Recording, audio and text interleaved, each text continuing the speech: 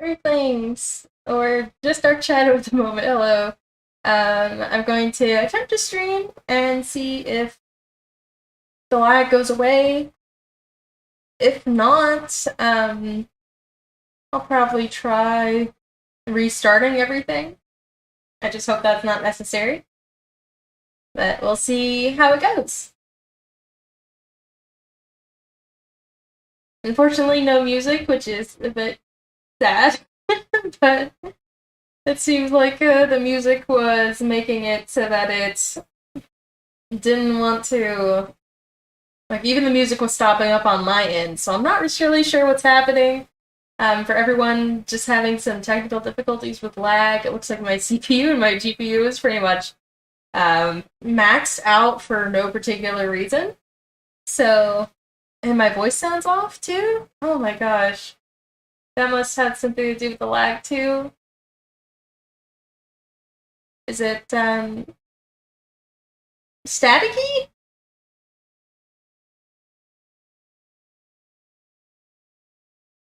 I don't know, guys. I'm sorry for all the technical difficulties. An echo. Okay. I don't know. I'll try to move the microphone farther away and see if that helps, but it might just be to do with the lag things. Let me know if that is any better. Move the microphone a little bit farther away from me. Hello, welcome, Dale. Good afternoon.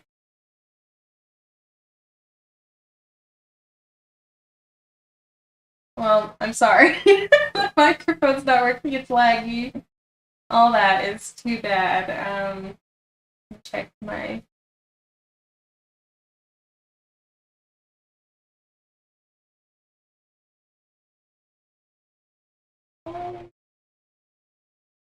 Looks like everything is running a bit better now, so I'm going to attempt to put on some music. It's a staticky noise.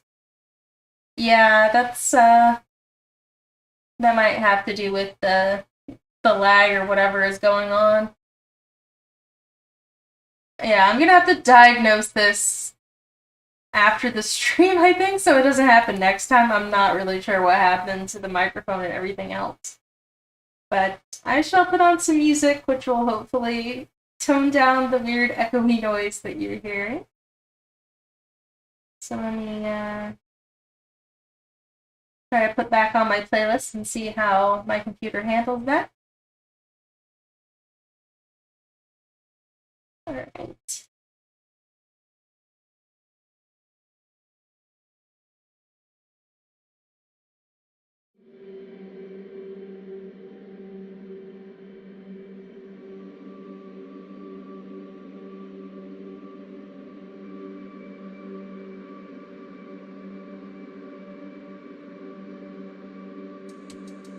Alright, I'm just hoping that it runs decently smoothly for this stream. I would rather not have to diagnose it and then restart it.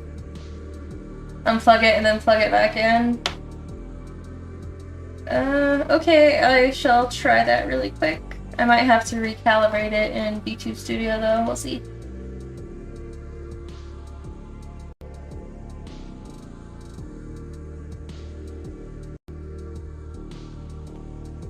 Alright, I plugged it back in, but I need to do this. Looks like it already has my microphone, so it should be good to go. My mouth is not moving as much, though. Hello? Hello? I don't know. What is... I don't know what the matter is. I don't know! Jeez, I wish there was just... I don't know why this happens. There's just, sometimes. Alright, just the static thing? Alright, I'll take it for the stream and figure it out later on. Could be due to microphone position or some hidden settings in OBS. But unfortunately, I've been getting some lag issues only recently, so I'm not sure what that's about. And I'll just start drawing and hope that the problems resolve themselves, I suppose. So I'm going to start with some ink. This comic book page.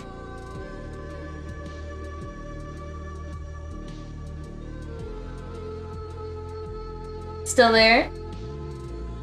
You can still understand what I'm saying though, okay. Wait, I might know what it is. Tell me if it's still there. I had a little fan that was running to keep my computer cool. Usually I have it on and I don't think that it affects the sound, but for some reason it might be this time. So I just turned off that fan. Let me know if that affects it any.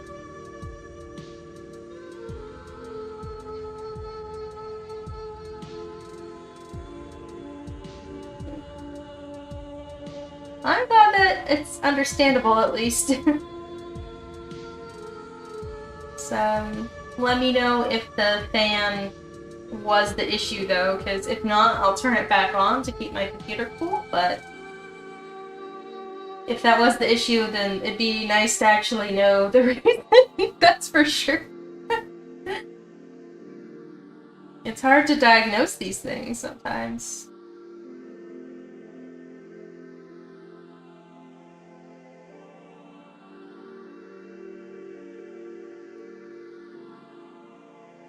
Don't think that was the problem? Okay, I'm gonna turn it back on because I think my computer needs it. Still seems to be there. Okay. I think something probably got glitched up with OBS. It has been asking me to install an update for the last few days, which I've just been ignoring. So that could be it, potentially. So after the stream, I'll take a look at OBS and install that update and see if there's anything else I'm missing.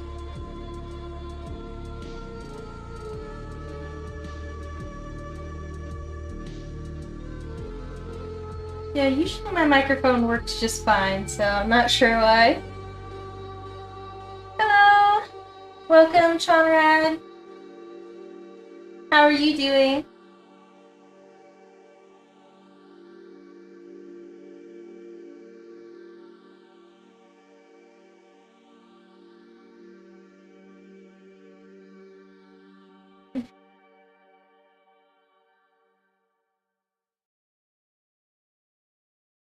Alright, so, I'll try to ignore the weird technical difficulties that we're having and talk some more about what I'm working on today. The last few days I've been trying to get back in the groove with working on volume 8 of my original manga again. I posted a reel the other day to kind of get myself encouraged to get back into it. It contained some comic pages from the first 7 books in the series. Most of them were from 5, 6, and 7, however.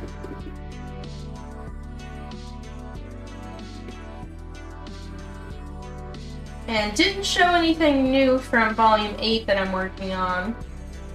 But I'm really happy to see that it seems to be taking off on YouTube. It almost has 1,000 views right now, which is pretty exciting.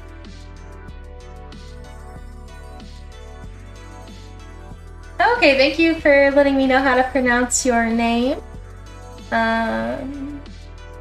Conrad, I believe. Conrad. I think, was that correct for pronunciation?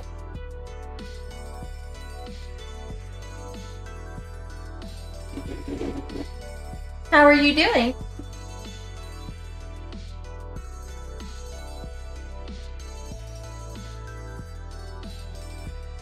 I'm gonna put the layer I'm working on up here so I can quickly turn it off and on to see what I'm doing.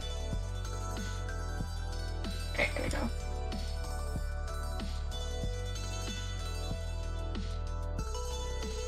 Oops. Wrong layer! It's one of the reasons I like to keep my, my sketch layers usually blue or pink. Because it really stinks when you start to draw the line art on the sketch layer and just don't realize.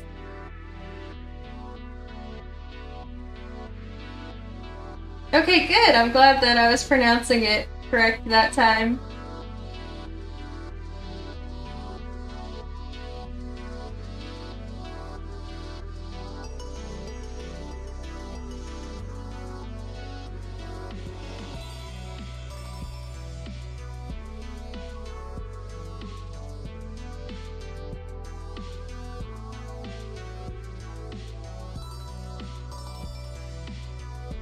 I gotta put some bows in my hair here.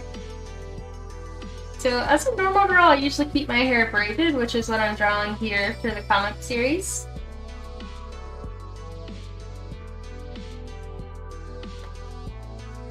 And kind of like an adventure outfit ready for a journey. Remember, I think I drew my neck too far forward, so I'm just gonna take my whole head there after a moment and just slide it on over. Kind of funny to think about these things when drawing. You can just delete somebody's hair or eyeballs and make them look completely scary in an instant.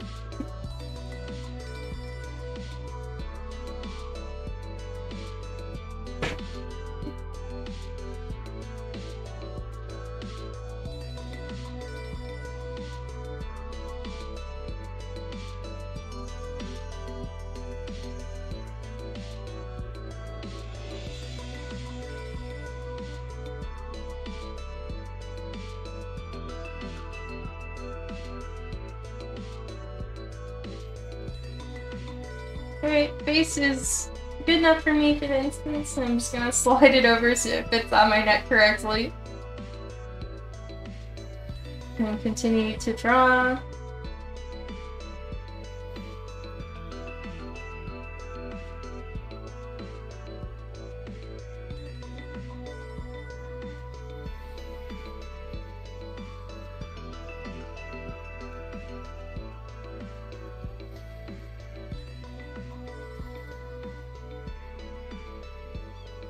Yeah, the power of digital art, just move things over. That is the nice thing about it, for sure, is the ability to move things around. My first few volumes of my manga actually were done traditionally, and so I could not move things around as easy. I had to take the finished pages into the computer and then attempt to reposition things to make speech bubbles fit and otherwise in Photoshop, and it was just not a great process. Though I enjoyed working on them traditionally, I have a lot more control over the final product when I'm working digitally. Oh no! The iPad is on 2%! Well, if it dies, I'm glad that you stopped by and helped me diagnose those issues, Dark Shadow.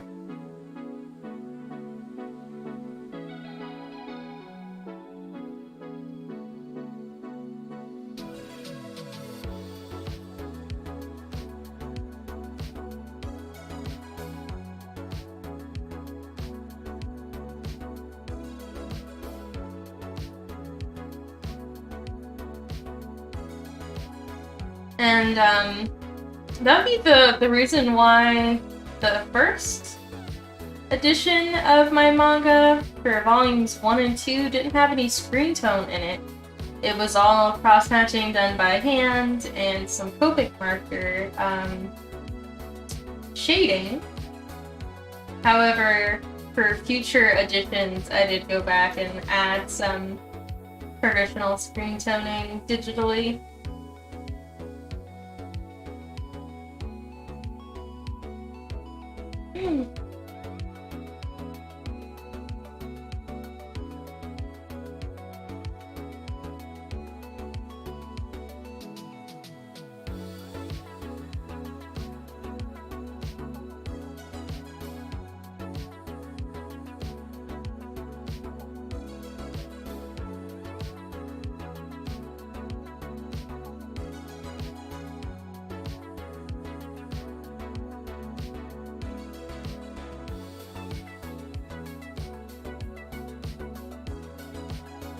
One of the other things that's really nice about digital art is the lack of erasing. When I did volumes 1, 2, and it was actually a portion of 3 that I did, traditionally, I was erasing so much that my elbow hurt all the time. It's just funny to think about that. So I did, towards the end, instead of using pencil and erasing pencil, I did switch to doing a blue pencil like this, like engineer drafters use, and then using a filter in Photoshop to just remove the blue and leave the black, which was pretty handy. No more endless erasing. But then the sketches had to look pretty good though, because there was also no erasing that blue pencil, so there was pros and cons to each traditional method, I suppose.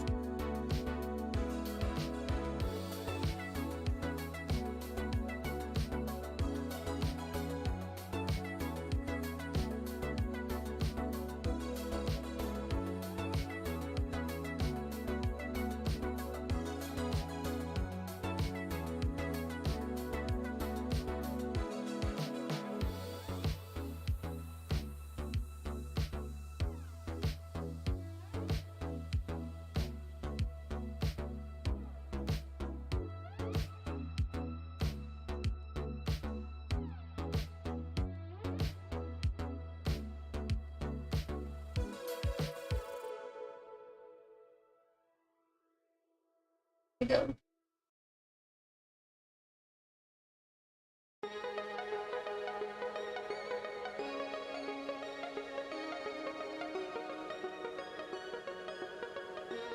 Conrad says, I understand most artists look at their work and see all the mistakes they made. Everyone else goes, I wish I was that good. Oh, you're absolutely right. I definitely think that's true. However, I do try not to be a perfectionist. As odd as that sounds, because if everything was perfect, then it can be hard to let anybody see your work or ever put it out there. I do, however, try to do the best I can at the moment. And my art keeps improving, but I just strive for what I can do in the moment. I don't try to hold myself to some standard that I can't even accomplish yet, because that'll make it so that I never complete anything, if that makes any sense.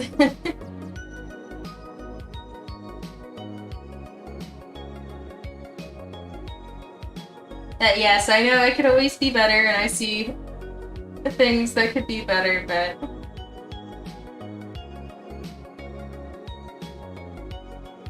just do what I can. I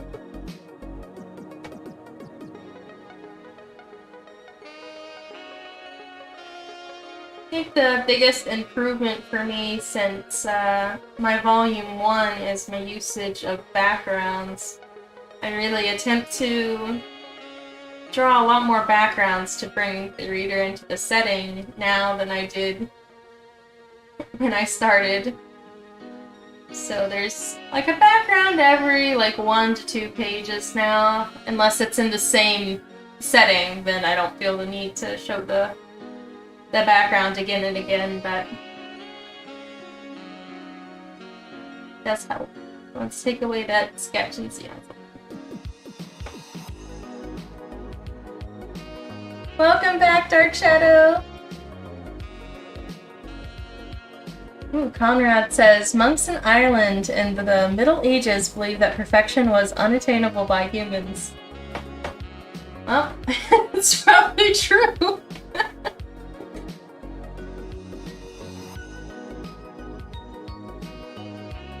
It's a good way to look at it.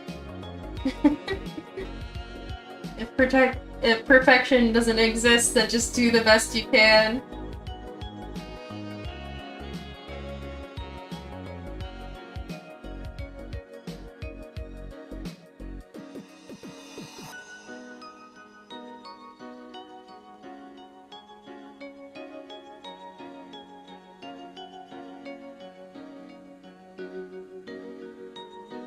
Time for my other braid.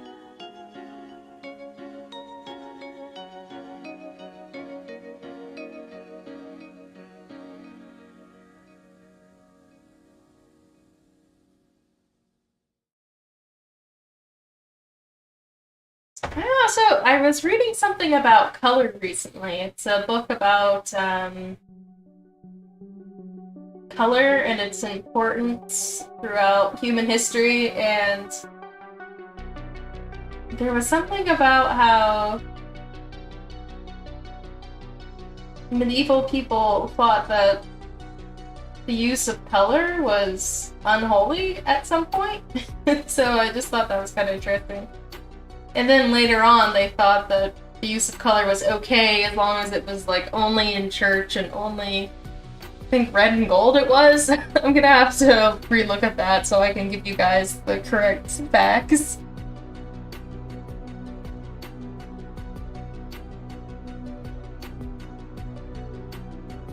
Hello, welcome Erica-san.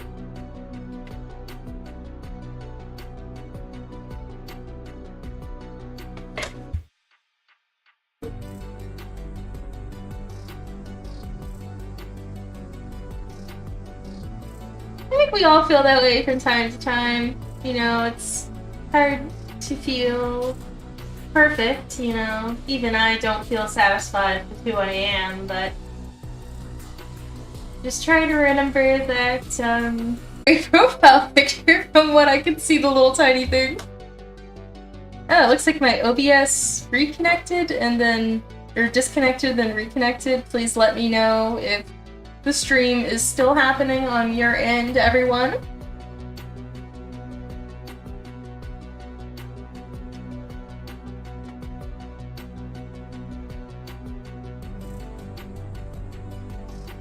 I hope it's not less like... Okay, so the stream was lagging. It said it dropped connection there for a second, so I was really concerned that the stream just stopped altogether, but let me take a look at what is happening. It says it's healthy again, though. It said OBS dropped connection, but now it's healthy. Let me just check my OBS real quick. It seems to say that it's fine, so I hope that's the end of it. Hopefully no more lag spikes for us. It looks like my CPU is running at a more decent level now than it was.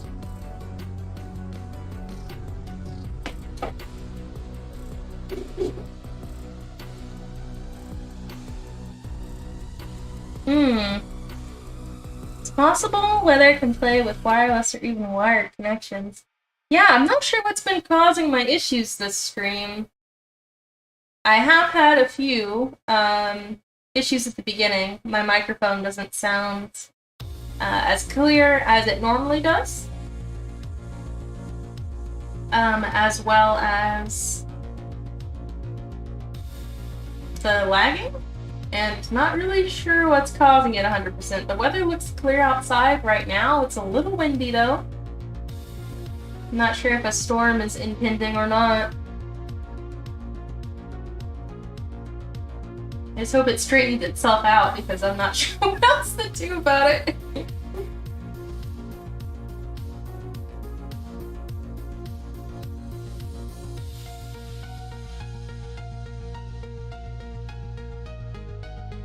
This piece of hair over a little bit.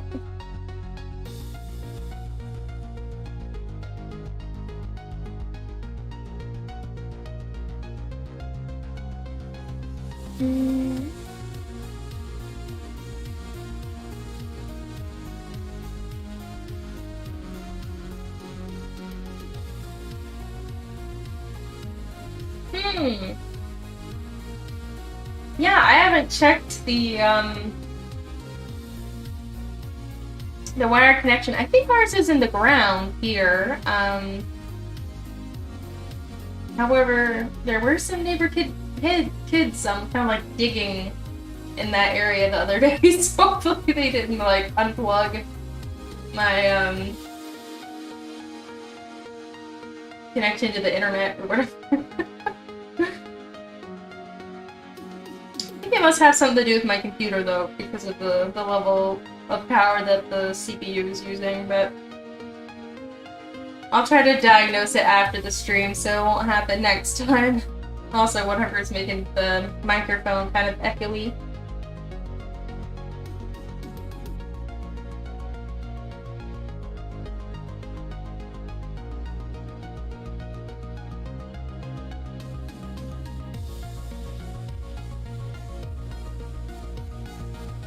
Also, on the subject of perfection, it is interesting, but, you know, there's a level of comfort or charm in non-perfection. You'll see that I draw my my stars like this, where I just kind of freehand them. You know, they're definitely not perfect, even though there's a tool in this program that can just very easily mirror such things. Try to find it for you guys so I can show you. So it's called Symmetrical Ruler. I can set it to 5 sides and then just, you know, do something like that. And it would be a perfect star, but I really prefer the wonky star. So, maybe it's kind of the same with humans. If we were all perfect, we wouldn't have any charm or something.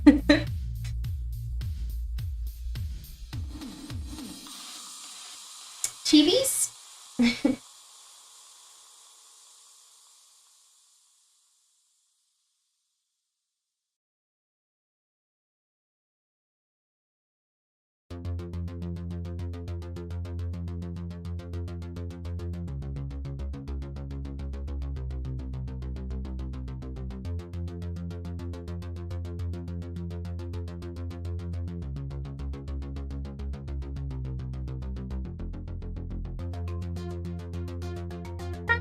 Oh gosh, it's been a while. How have you been?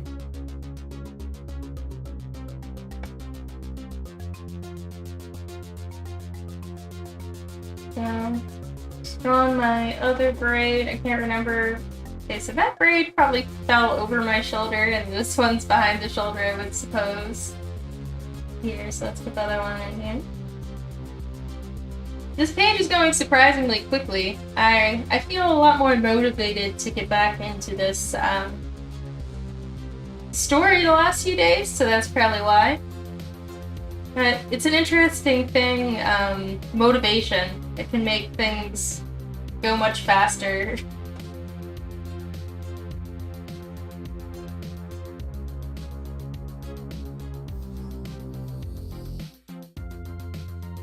Yeah, how have you been, Yugesh?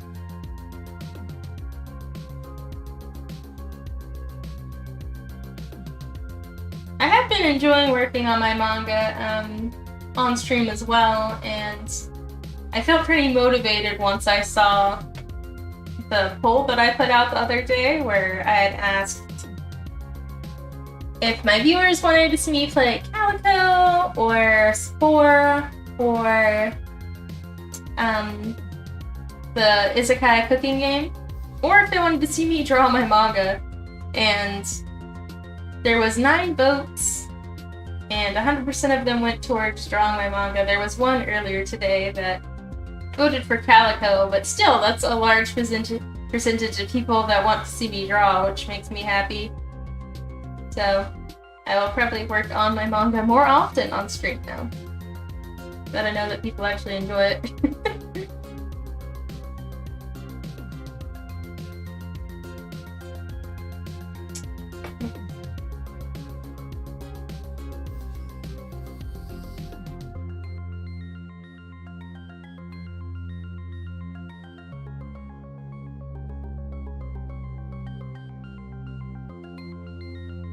My eyes a little crooked. Another joy of digital art. It's the ability to just be able to slightly move things.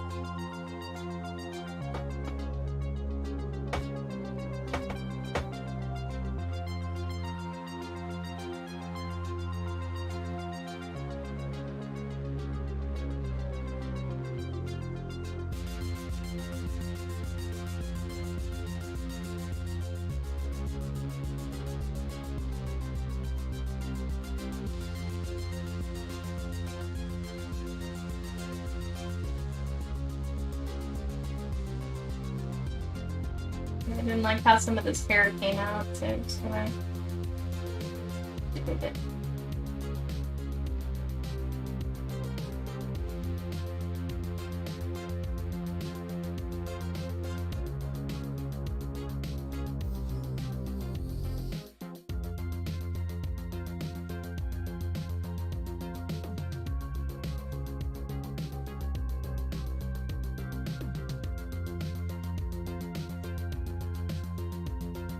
Rough panel. Tell us about the plot. So the plotline of this. So, for those of you who do not know, I have an original manga series all about me, Magical Princess Sky, under the same name. So I am from the planet of Rabufru, and my people all have the fluffy ears like I do, and we're really good at making desserts. But our love of desserts is what brings catastrophe to our planet, because there is an alien race with a massive sweet tooth who comes to take over our planet. And so it is a magical girl manga, and the plotline revolves around me attempting to stop this new war from consuming my planet and balancing peace and friendship and the need for justice and things like that. So this particular page is a panel for Volume 8 that I'm working on right now. And in Volume 8, I go on a small journey where I meet some of the other residents of my planet. And in this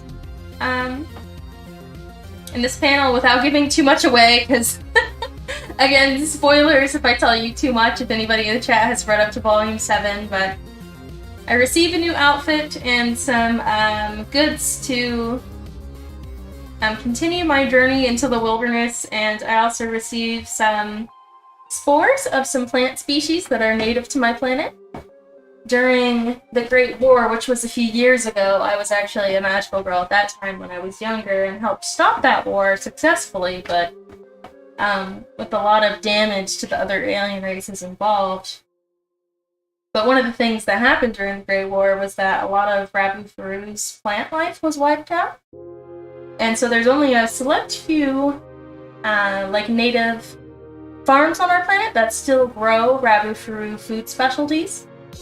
And I meet this old lady who gives me some spores, which are like seeds, to be able to plant these Rabufru native plants in my own garden back home. Get together a moment. Anyway, I guess that's a brief overview. But feel free to ask me any more questions about it.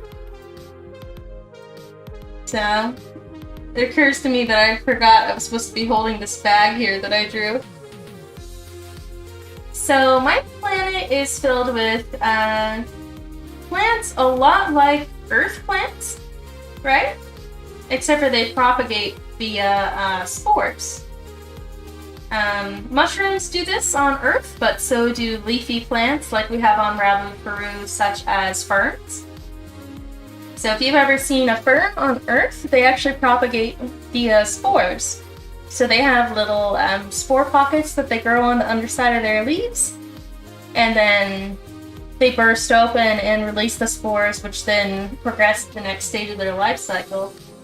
So our planets on Rabufru are much more like the fern than mushrooms, since they are leafy plants. But we can grow earth plants, which is actually something that happened after the Great War. So Earth came in. Earth is one of our allies on Rabufru, and they gifted us a lot of tasty, tasty earth crops, my favorites being chocolate and mint.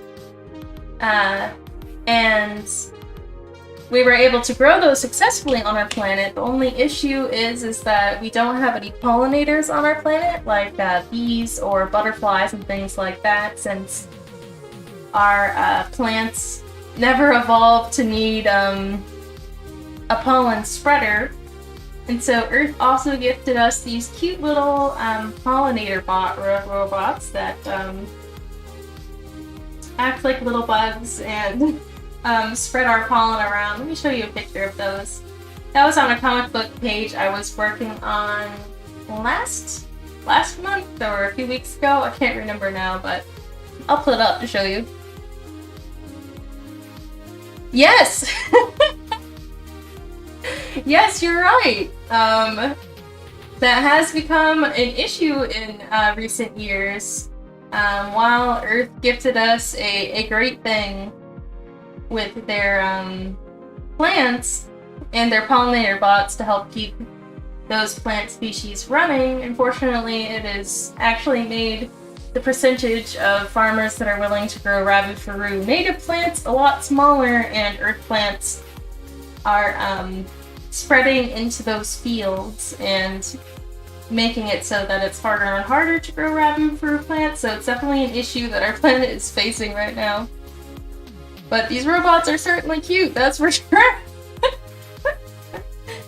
So this is what they look like. This is another comic page I was working on stream a while ago. So they can look kind of like berries or like bees, and they gather up the pollen in their little arms and then take it to other plants and, you know, cross-pollinate via that way. So these are another thing that Earth brought over to help sustain their crops that they gave us.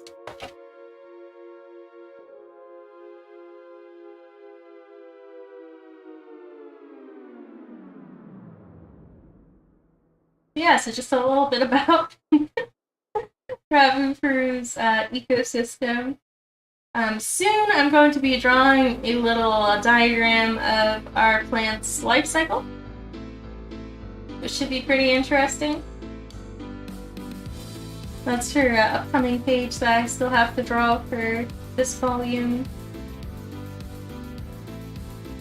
It's fun because this volume shows a lot more about our ecosystem that hasn't previously been showed, since most of the other 7 volumes take place particularly in one location, which is the school that I go to called Bob Prep School. Here's the adorable, cute appeal of pollen bots promoting the production of those Deltarune plant sets. Yeah, I know, right? Hey, they are cute! Like, who could deny them? Look at them!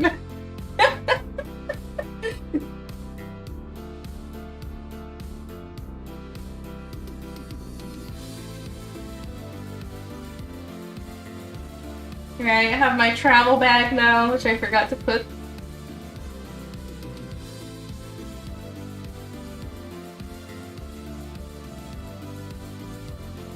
Make this panel a little larger.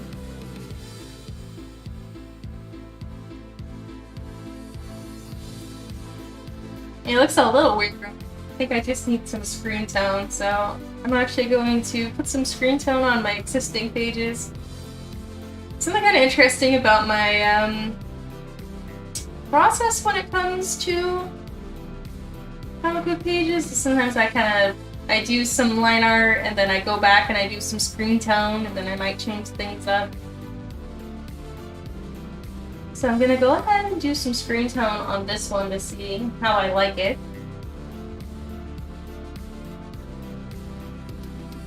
Hi, welcome Core, nice to see you! I am doing good. We had some technical difficulties at the start of the stream, but it seems to have stabilized now, but I do apologize if something does happen. Right now just working on some comic book pages and talking about the ecosystem of my planet primarily.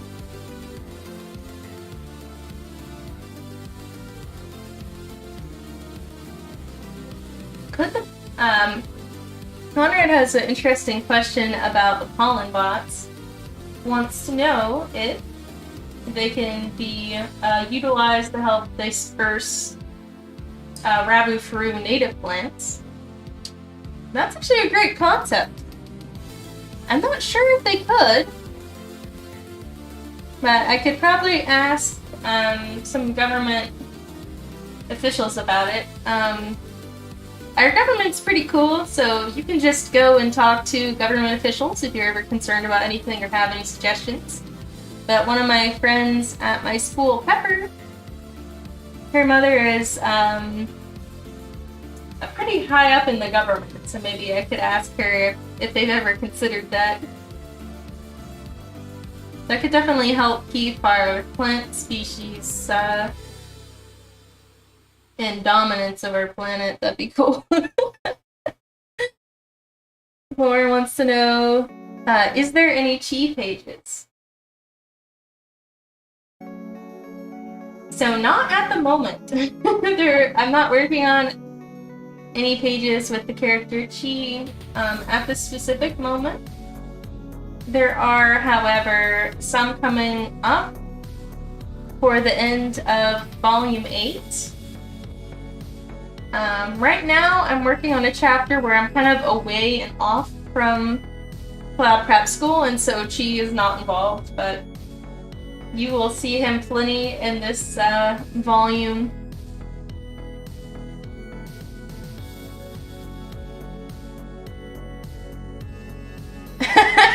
Conrad said it could be an evil plot to replace Rabufru plants to ensure the import of Deltarune condiments. Maybe it could be. I probably give away too much information on stream.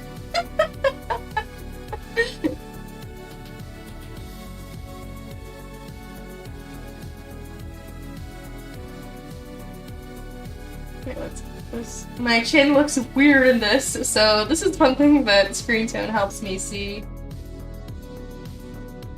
If something is looking funky, so I can move over my eyes a little bit.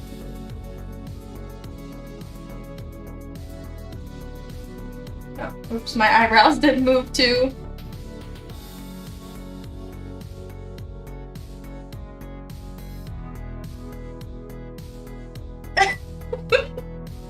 The mustardopoly? Who knew mustard could be so sinister?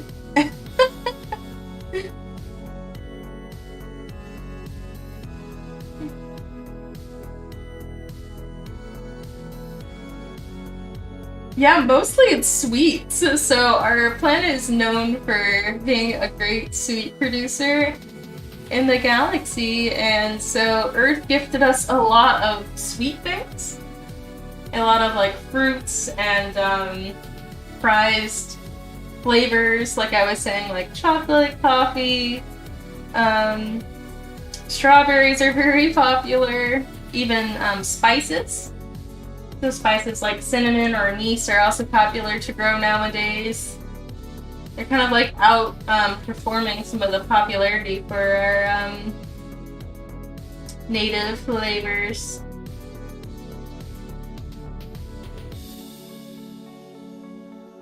I mean, chocolate is so good.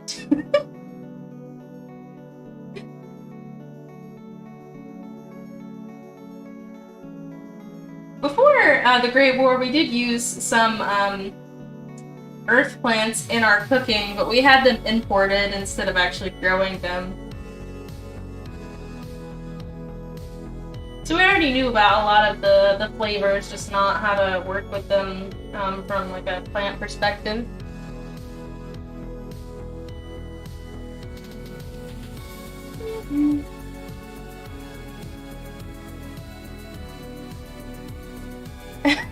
Conrad says, so once they're in charge, it's hard for others to catch up. I think you've come to the right place, Conrad. My chat is known for loving puns. There was a stream a few weeks back where everyone was making bread puns. And that was pretty hilarious. Core says, I don't know if you saw, going to stream soon. Okay. homophobia using voice or face. Have any tips? Anything to worry about while streaming? Equipment, maybe. Well, for equipment, well, I was having technical difficulties only today, so I'm not sure if I'm the best person to give advice, but all in all, I can give you some things that I know. So, I'm assuming by voice you'll be using a voice changer, but I'm actually not familiar with voice changers, but I would suggest, if the voice changer can't cancel out things like static, that you get a nice microphone so that the clarity of your voice, even if it's changed, is very crisp. My microphone usually works great. Today, not so much. I think that's an issue with my computer or OBS, but I'm not really certain. The microphone I use is a toner microphone, T-O-N-O-R, and I like it quite a lot. I do suggest OBS as a streaming software, even though it's not working the best today. It's free, open source software, and has been really handy throughout the years, just not today, apparently. And then other than that, you know,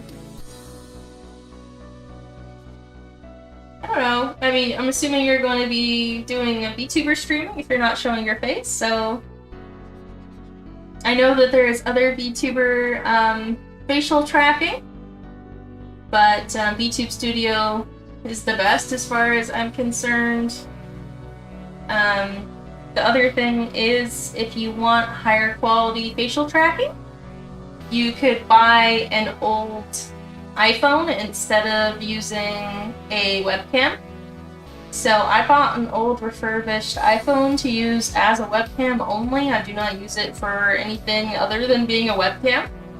And I think it was really worth it as a purchase for that kind of thing. It makes my facial tracking a lot more expressive, and it helps my computer run smoother.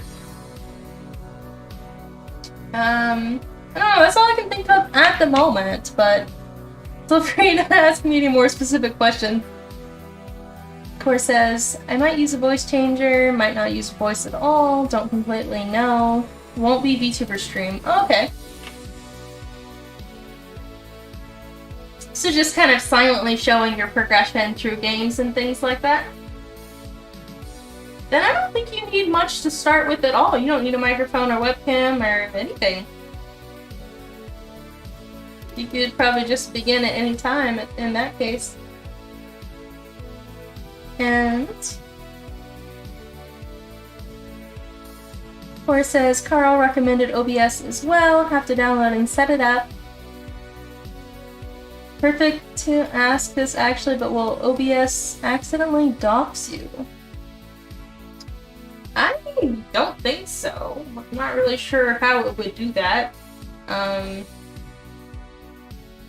You mean like your voice or anything? I guess just make sure that there's no settings that could turn on your microphone or like block access to your microphone.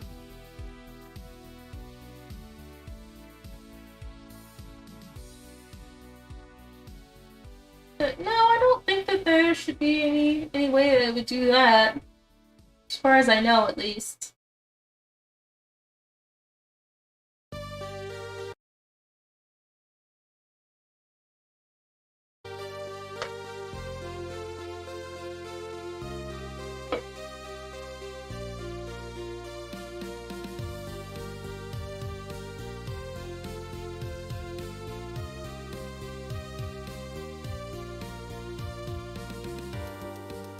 Streaming arts. Yeah, I'm not sure about those. I only play PC games at the moment.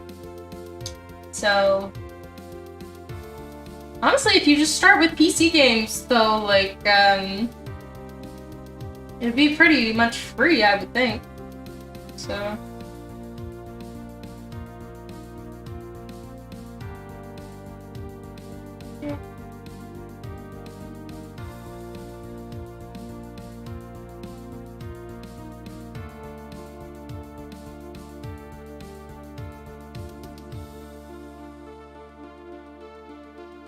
Gonna slightly move around my face again.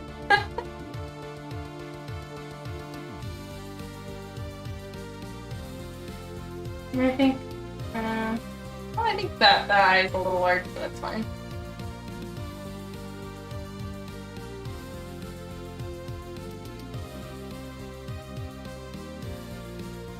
You're welcome, Core.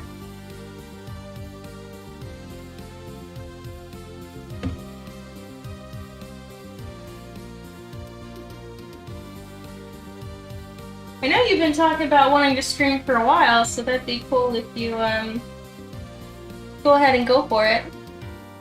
Core says, I'm starting with Undertale, which I have on PC. Don't need to worry myself about the stuff right now. Tons of other PC games need to play. Yeah, I think that's a great idea to start then. That way you can, save up any money for the extra stuff to stream from Twitch and all that. Also, I can't really imagine streaming a game on another console while running OBS and everything else on the PC. I feel like it would get a little hard to navigate, but who knows? I'm not the most tech savvy, of course.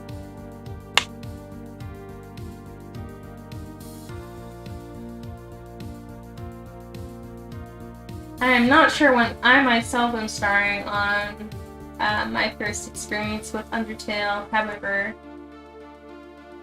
I'm excited to play it though. Just trying to stream some other things I've neglected while doing the last stint of Deltarune recently.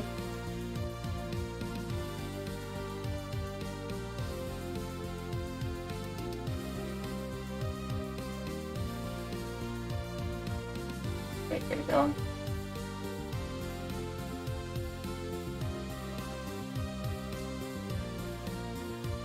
I don't know why they didn't get my boot. Oh, I see. The line is above it? Is that what?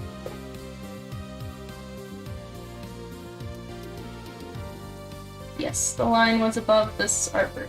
There we go. There we go. I love it when I put the art over the lines. I know that's kind of funny, but I just like to break the art out of the lines a little bit sometimes. Hello, thank you, Juju Bear.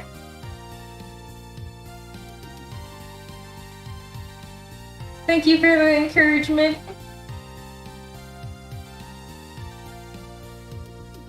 Gotten some more motivation recently, so I am chugging along nicely, I'd say.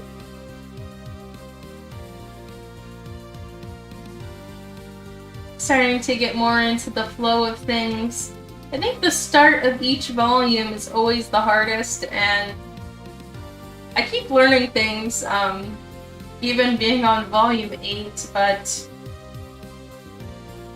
next time I think what I'm going to do is, before I finish volume 8, I'm going to start a few pages for volume 9. And that way, I don't have to get into the groove when I go to start volume 9, because I already have something started, because that starting thing is always the most daunting step, really.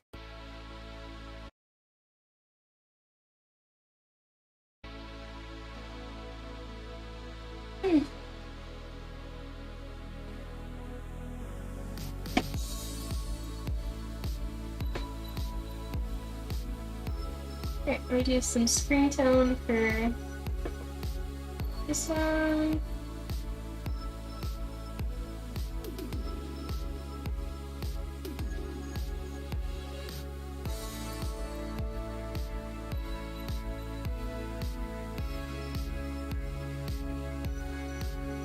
I really do think that if I started volume 2 after I finished volume 7, probably would be done by now. Honestly, I was very I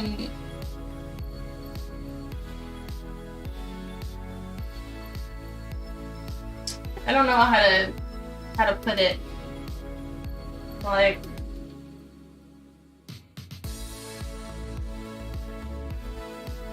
it was just very daunting to work on Volume 8, I think, because there's a lot being shown in Volume 8 or being revealed that I wanted to be the best that it could be.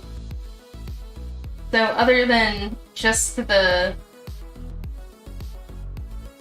issue of, you know, trying to get started on a next volume, there was also this fear of, like, messing it up, I guess.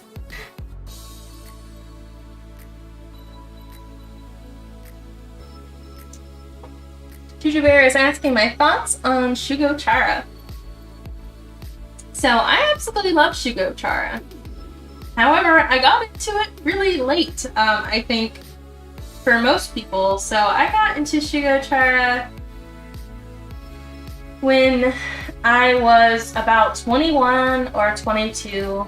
I was halfway through Volume 1 of Magical Princess Sky, and I was looking for a new magical girl anime to begin, and had heard great things about Shugo Chara, and of course loved the character designs.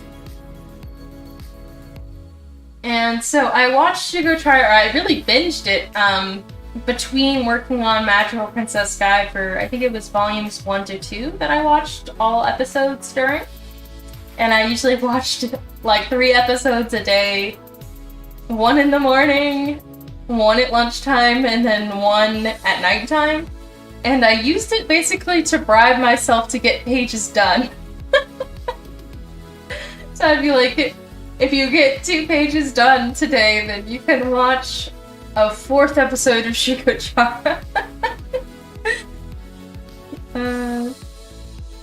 Okay, Conrad, thank you so much for stopping in. It was nice to have you. See you around. And you know, I really do enjoy Shugo Chara. I like the idea of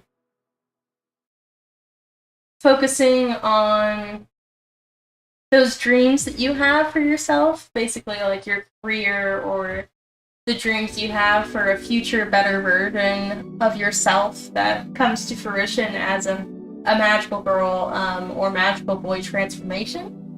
I also really like that it has magical boys in it. I think it's awesome that we can have all kinds of magical people instead of just magical girls. The music is great, it's sparkly. There's a lot that's really emotional about it. Obviously, there's some kind of like weird relationships and some toxic things with some of those relationships that should not be happening, but also that's kind of the way of older manga anyway, and probably manga nowadays. I do also like the manga a lot. I think the manga is gorgeously drawn. I started to get into that after I completed the anime series, and actually I don't have the whole manga yet because I use it as a game for myself. Every time I go to a convention, right, I hunt for the next volume. So I go from stall to stall looking for that next volume of the manga. And it becomes kind of like a scavenger hunt for me. But since there wasn't that many conventions, and conventions are getting harder and harder to get to, I'm probably just going to have to buy the rest of them on eBay or something like that, because I would really like to have all of them at some point.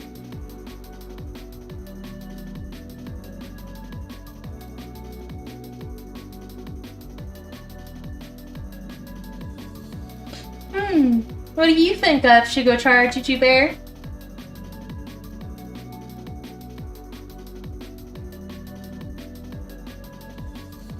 Of course, so speaking of anime, I started watching Higurashi. Pretty good series so far, even though it's still on episode 4. I have heard, I've heard about it. Sorry, my voice was going all of a sudden there. Again, I don't get to watch horror anime, so that's definitely not one that I've seen, but I know that it's a classic from the early 2000s, and there was recently a reboot. So I'm not sure which version you were watching, if it's the reboot or the original.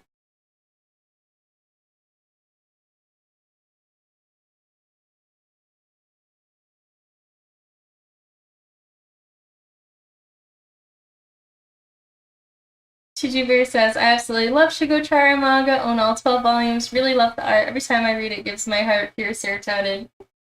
Yeah, it's awesome. And I think the manga does a really good job of telling the story with less than the anime. I know there's like a lot of filler in the anime, and though I enjoy that filler, it's definitely impressive how the manga seems to tell those events in a much more condensed way, but still convey all emotion of those events. I just think the facial drawing for like acting is great. For some reason, I'm having a hard time explaining what I mean, but the facial expressions are very expressive. I guess that's what I mean.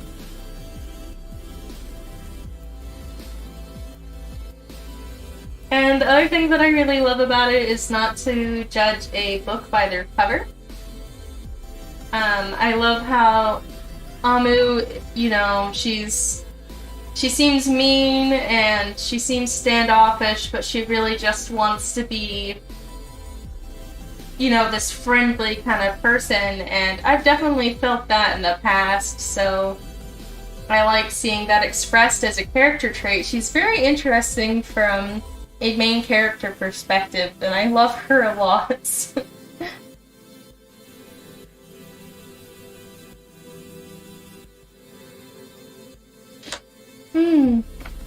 Hi, Carl! Welcome!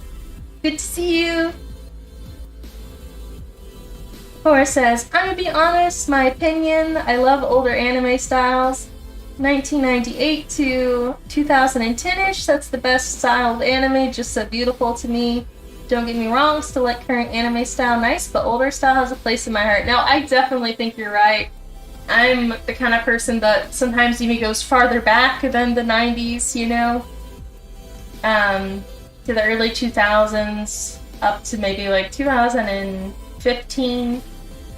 There was something really special about those anime styles. I think a lot of the reason that I love them is that backgrounds and people didn't always have to be realistic, basically. So if you see a forest, it's not going to always be green.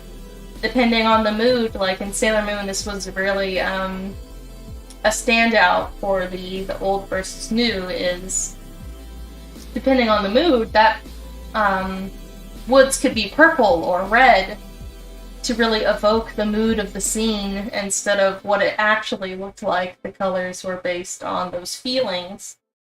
And the same for the characters. I mean, you could have people's faces that look like, you know, they look like this, you know, with their mouths over here, and, you know, that was okay.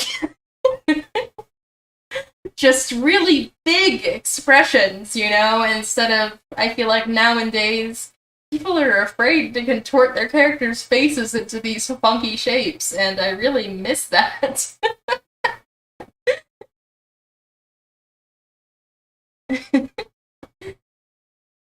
I think we can still find good anime these days. It just takes a little bit more for me to sift through, I think. Cora says, older anime is wholesome or gory, sweet or hoary. Interesting.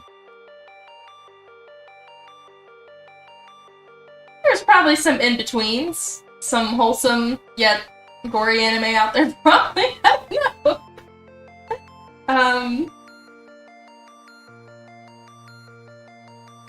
I don't know if I can think of it, because obviously, like, I'm not huge on horror, but I do like suspense, right? So in that case, I would suggest Serial Experiments Lane. I don't know if you've seen that. I feel like we talked about it before, but it's just a great science fiction anime. And it's experiencing a resurgence recently as well. Carl says, reminds me of the exaggerated colors and styles of JoJo's Bizarre Adventures. That's true. I have not seen that much of that show, but from what I've seen, they definitely play on the exaggeration, which is really cool to see. I don't know if there's been any recently. I've not really been keeping up to what anime is coming out these days. Usually I watch like 1 to 2 new anime from each season. And I just haven't even looked at what is coming out this season, other than I know that Pretty Cure has a new season that looks really cute. There's actually a Cure named Sky in it, so we've definitely got to watch it. Other than that, I have no idea. And Lucky Star, I still need to finish Lucky Star, but you know, I really enjoyed the first 3 episodes of it. It was great, so.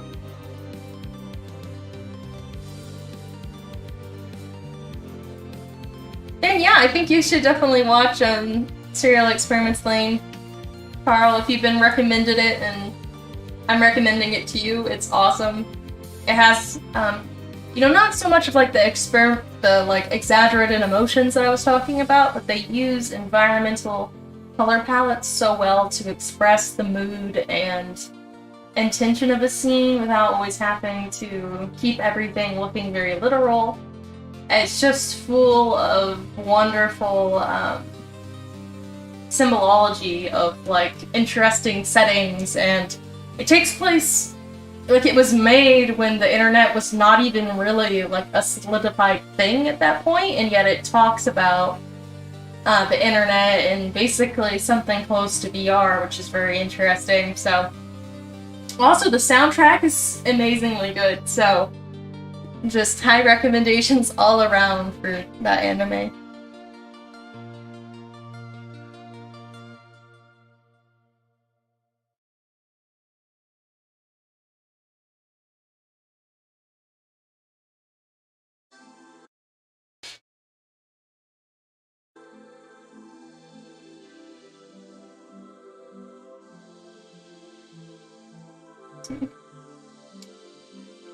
Some fluffy ears there. Now I want to draw the hand.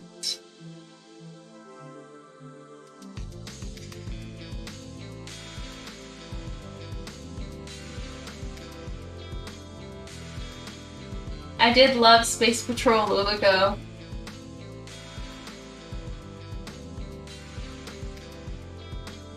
The exaggerated expressions on that one were amazing. Of course, I love how Trigger draws expressions, though.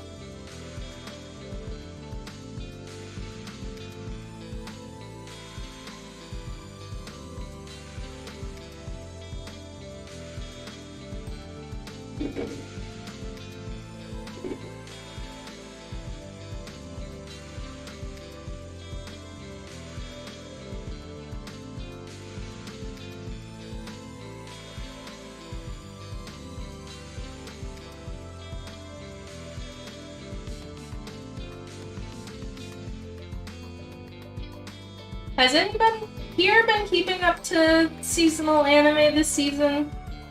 If so, let me know if there's anything worth watching, because I didn't actually try any anime this season like I normally do. I know most seasons of anime I'm like, oh, I watched, you know, 1 episode of Reincarnated as a Sword or whatever, but I literally haven't seen anything this season, so I'm not sure what is worth watching.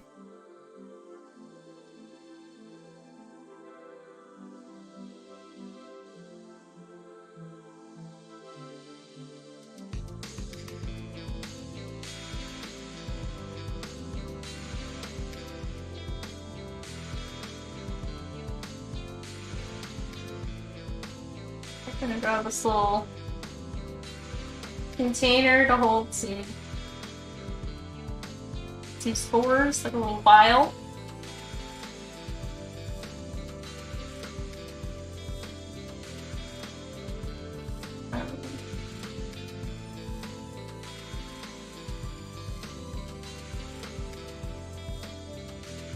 On your support.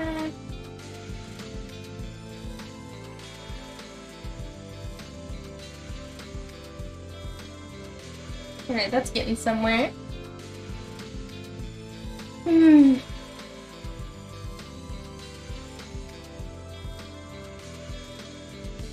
Core says, a personal opinion, hate how every anime come across nowadays is a romance, like love romance. You get any gory, fun, non-romantic anime these days.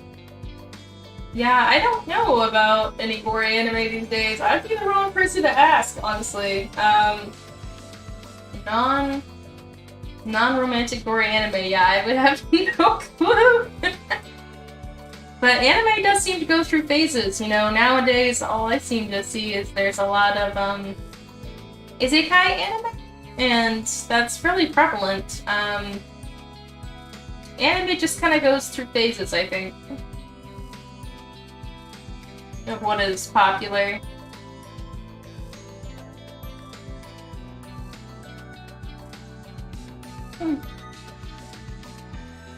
Carl says a couple relatively recent anime that have gorgeous are Kino's Journey, The Beautiful World animated series, and Somali and the Forest Spirit. I have actually, both of those were good. Yeah. I just didn't watch them myself, but I heard that they were good.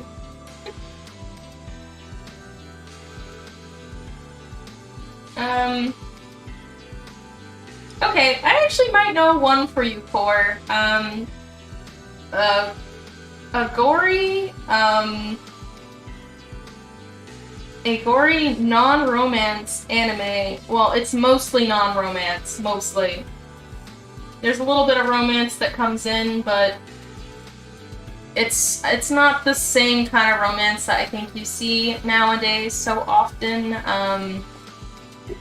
It is called, I'm not gonna remember the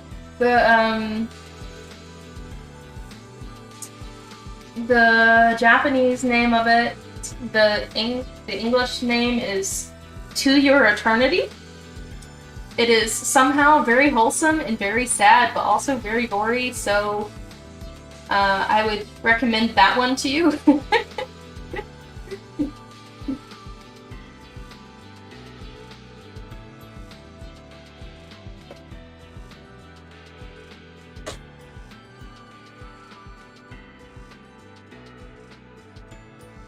You're looking forward to a couple anime series coming out. What is upcoming? I haven't taken a look at that. Hi, welcome, Amber!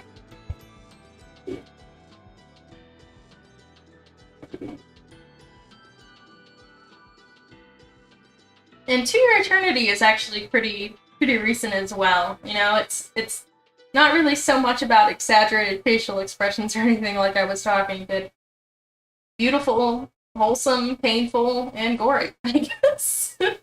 If any of that goes together.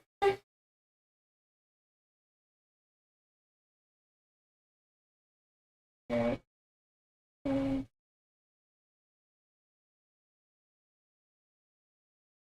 This little file.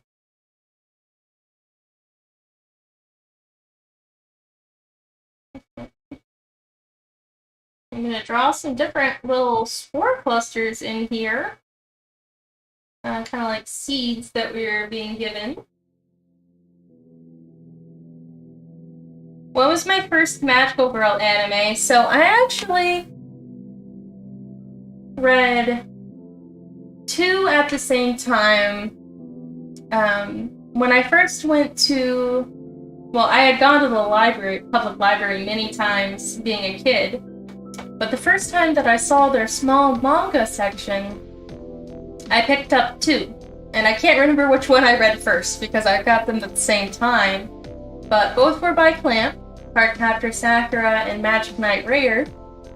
As much as I love Sakura, Magic Knight Rare made the biggest impression on me, I think. It really altered the course of what kind of person I wanted to be when I grew up, if that makes any sense. The moral message of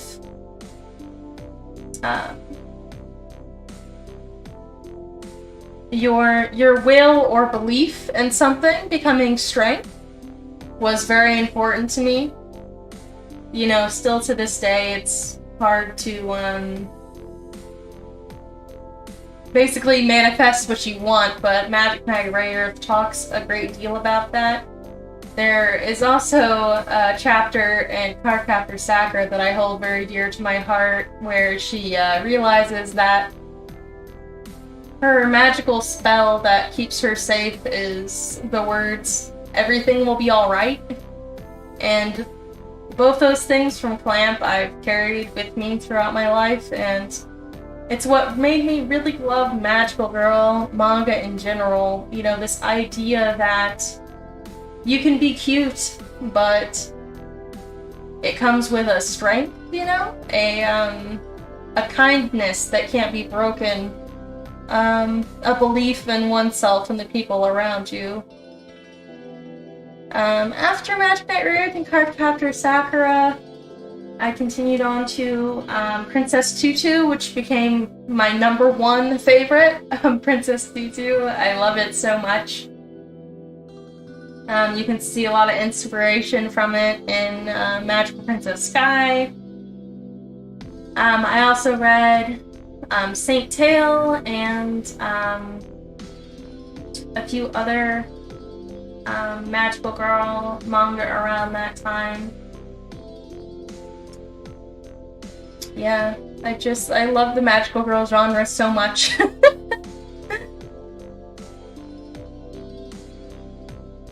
What was your first Magical Girl manga or anime? Well, I guess for anime, my mom says that I watched Sailor Moon when I was maybe like 3 or 4, but I don't remember that, so I guess I would just qualify Magic Knight Rayearth and Cardcaptor Sakura when I was about like 9 or 10, but my mom claims I watched Sailor Moon at a young age, but who knows?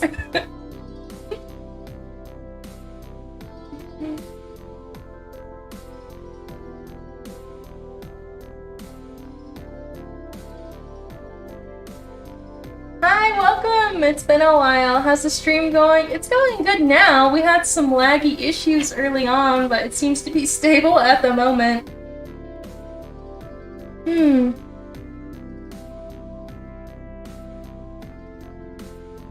Oh, thank you for wishing me a good stream!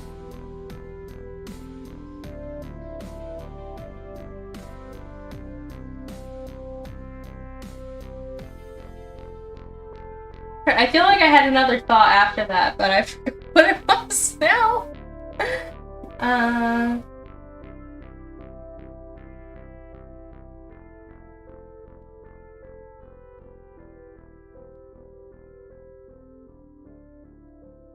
Comedy romance.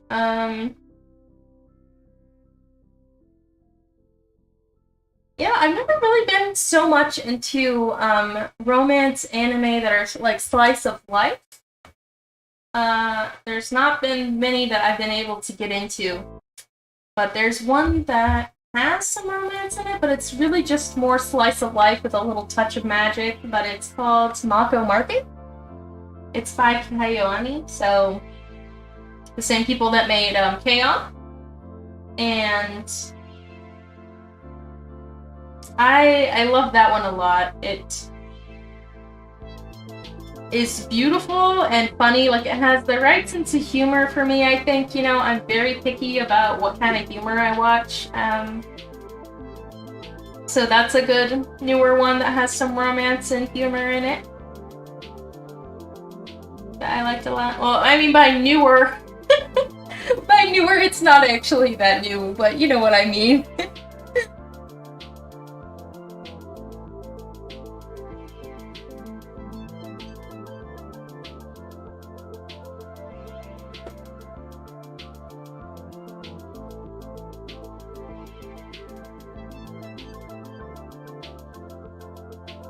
I'm trying to think of other romance anime that I kind of liked now. There is a anime called Onome Yokai Zakuro, and it's about this reinterpretation of Japan in the 20s, where the Japanese military is attempting to make peace with the yokai that live there. And so they're trying to ease public interpretations of yokai, but there's still some really dangerous yokai out there, and there is a shrine of fox spirits in the shape of girls, and they team up with some of the Japanese officers to stop the bad yokai basically from making a bad impression on the Japanese public of yokai. It's kind of like this interesting political thing, but beneath it, it's a really adorable anime, and it's got some great action scenes.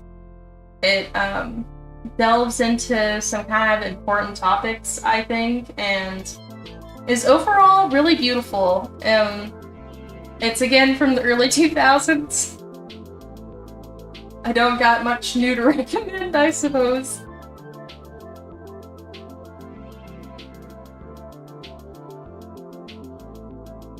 Jujubear says, my first magical girl anime was Sailor Moon, and I became obsessed with the genre ever since. Yeah, for sure. Of course, since we're on the topic of magical girls, Madoka Magica, Magical Girl Raising Project, and Magical Girl Sight are all amazing. I did not, as we've spoken about before, I did not get far in Magical Girl Sight because I didn't like the blatant use of violence against girls to be a shock value. You know, I just couldn't get past that, you know? But I did like the beginning of Raising Project, and I did like Madoka Magica immensely. I think Madoka Magica had the right idea. You know, they keep,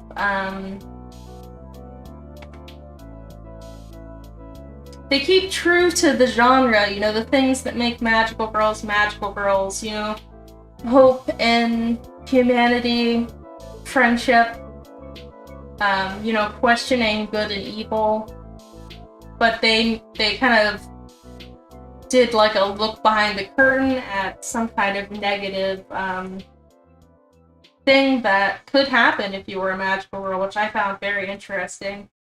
And it's not actually the first magical girl anime to do so, though many people credit it as such. There's an anime called Pre-Tier, and it's a wonderful manga as well. It was created by the same person that made Princess Tutu. And it's supposed to be a retelling of Snow White, but it takes place with a magical girl who is attempting to stop another magical girl from destroying the world.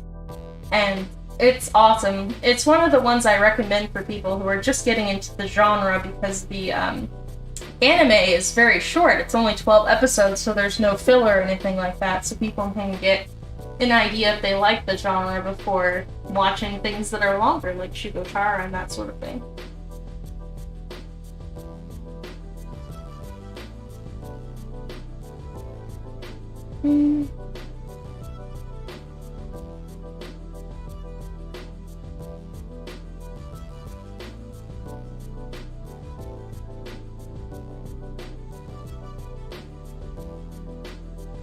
Yeah, Core does have the fish pun stream as the avatar. That was a really fun stream. Makes me happy when I see the fish pun avatar. For sure. I'm trying to decide what I want these thingies to look like in here. I think I'm gonna have them be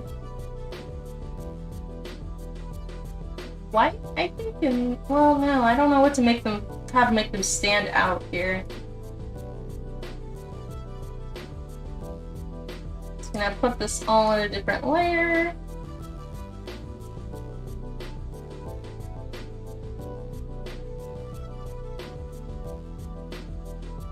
Just gonna copy that and then paste it so I can reuse that as an asset later.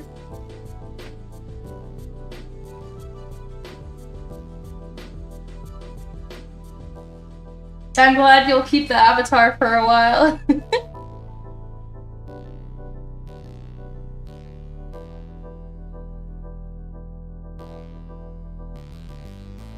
I need to do some good shading on this so that people can tell what's going on here.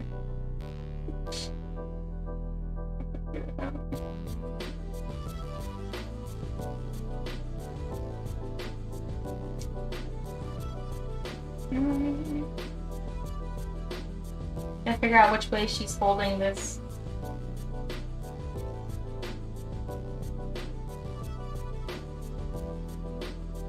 Probably with her thumb over it, I would say.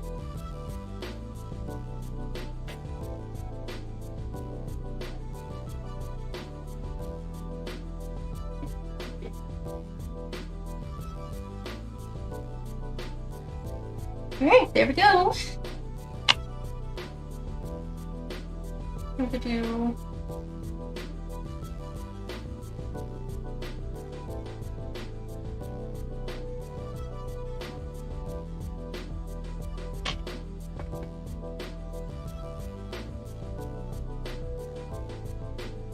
Just kind of transparent, I guess. Not the top, though. It's a little vial to carry our plant species with us.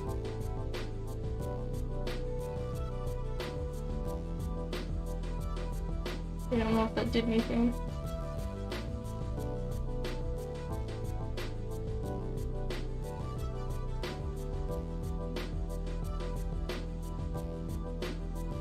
So I can turn off the shading layer, that might help me see what I'm doing more. Yeah, there we go.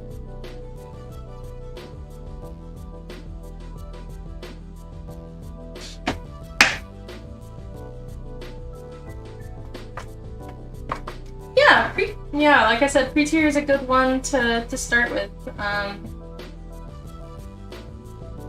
hope you check it out. I hope you like it.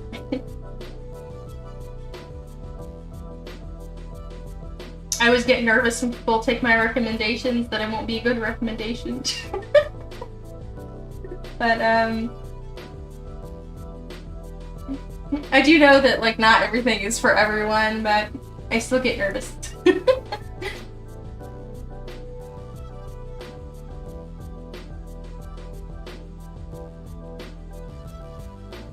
Carol says, I've been keeping up with Campfire Cooking in Another World by Grace of the Gods Season 2 and Inspector Season 2. I remember that you had recommended the Campfire Cooking in Another World one. I really should try that one out. It sounded really relaxing.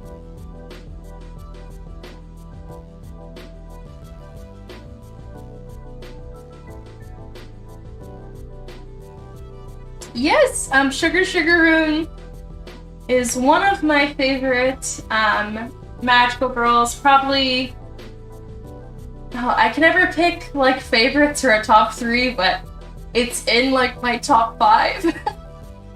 I have all of the manga and I have quite a few collectibles from Sugar-Sugar-Rune. It is really underrated and I love it lots.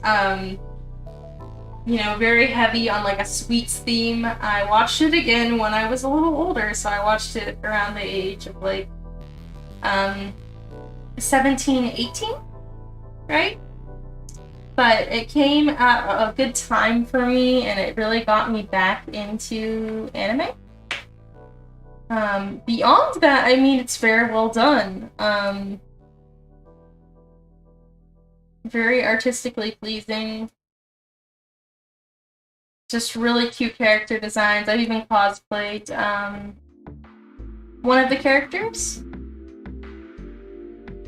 Yeah, I love it a lot.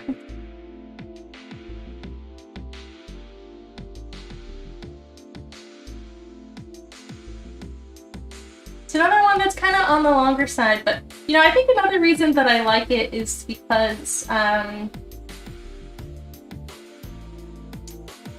it's kind of more of that, you know, good and evil thing, like what really is good and what really is evil, and I really like those moral dilemmas. It has a really interesting, like, political subplot with, this magical world and this other magical world that are both in conflict, and two best friends have to fight for the throne of the magic world. It's very interesting and very adorable.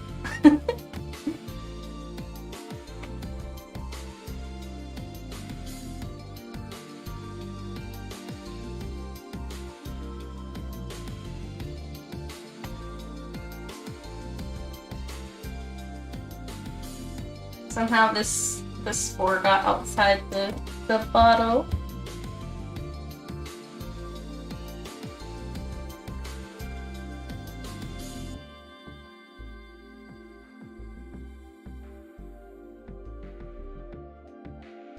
It's definitely rare these days. I got it for a really good price when it was a little less rare, I feel like.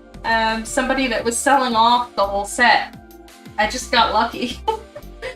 But I do know that it's hard to find these days, and I actually do not have the last volume of the manga, which stinks, and I don't actually think it was ever printed in English, because I've never seen the last volume printed in English, only French and Japanese, so I'm probably gonna have to buy one of those volumes to finish off my set eventually, but for now I just have the first 9, I think it is. First 9, I want to say.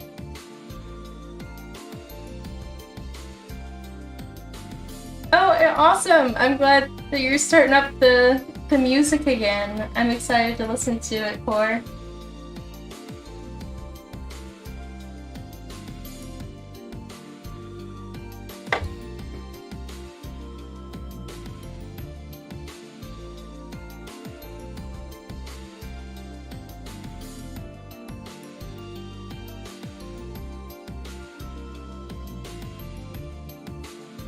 If I take away this shadow, or this glow, I can't see what I'm doing.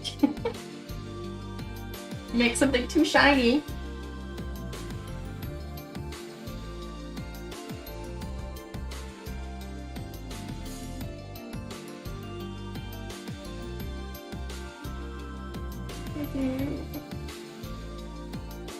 This one.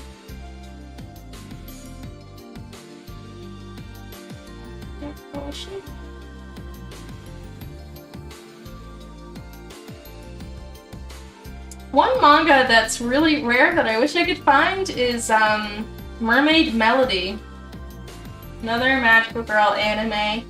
And I had started to watch the anime, but I wasn't super into the animation quality, but I still wanted to know more about the story since I'm a huge fan of fairy tales, and it follows kind of the Grimm's interpretation of The Little Mermaid.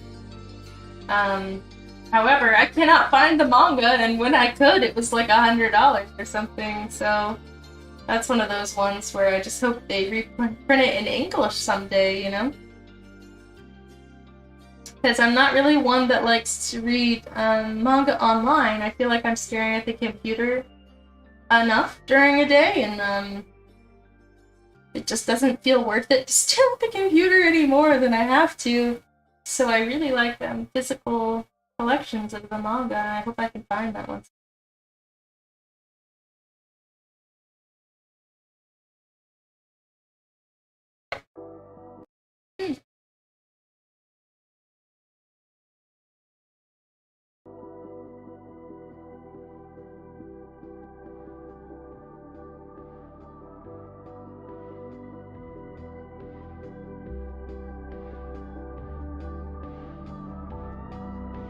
Okay, the last volume, Sugar Sugar Rune, was printed in English. It's just most rare of all of the volumes. That's so interesting. Like I said, I've never even seen the last one in English. Now I'm definitely gonna have to keep an eye out. I would love to be able to complete my series in English.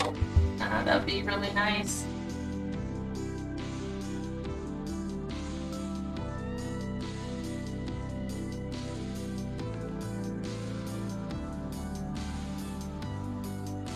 Core says, I noticed how busy I really am, starting streaming, make music and stories to write, getting a part-time job soon, and flipping Vtubers.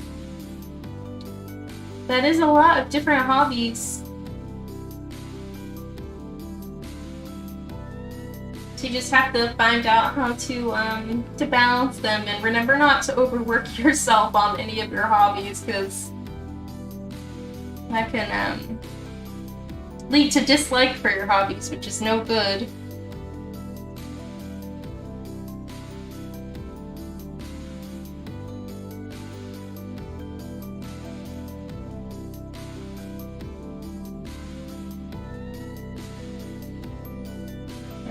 And Carl says, the big doggy in the campfire cooking show has even cuter moments in the new episodes.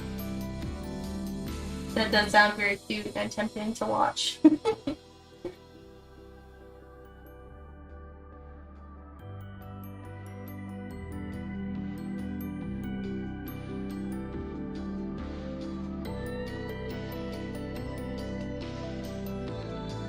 Alright, we got a vial of spores so far. It's turning out. Trying to give it some nice shading so people can tell that there's stuff in the vial. I might put a little ribbon around it too to make it look a little more friendly than a weird glass vial, you know.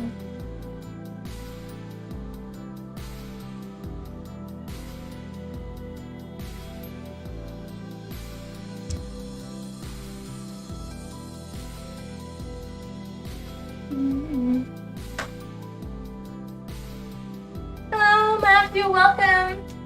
I am drawing a manga page for volume 8 of my series. This is how it's turning out so far. I have a few other sketch. I'm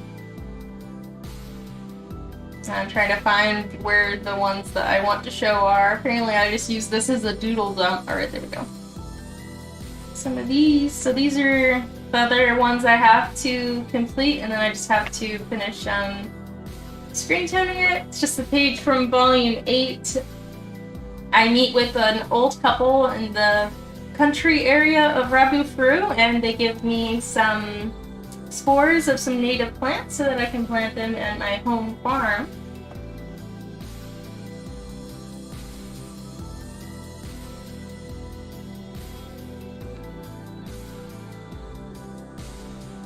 Carl says, talking about fairy tales, guess to have watched a sort of magical girl anime, The Ancient Magus Bride.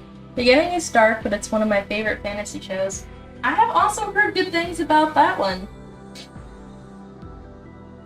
Man, this is making me feel like I should watch more anime. I haven't been watching that much anime in recent years, you know. Actually, what I've been watching most recently is, I usually watch about 3 episodes of Next Generation Star Trek every week. I'm almost at the end of season...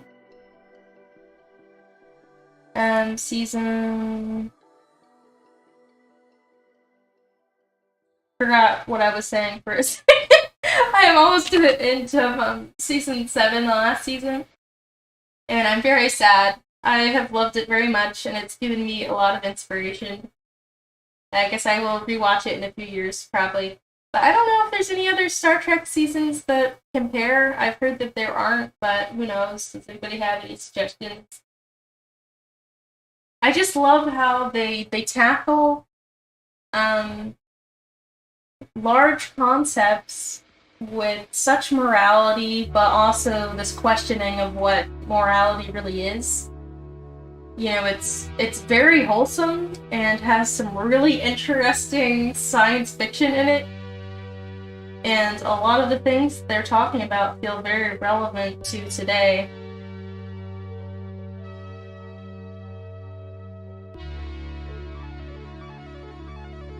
Oh, okay. Well, I'm glad that you're stopping by, Matthew. Before you go, tell us a little bit how you've been. And Juju Bear says, I actually own the Mermaid Melody manga. Currently have volumes 1 through 5, missing 6 and 7. Hopefully find those soon. Oh, that's awesome! That's really cool that you have some of it. What is your review of the manga since you have read it? Is it something you think I should hunt down and get for myself? Is it worth it?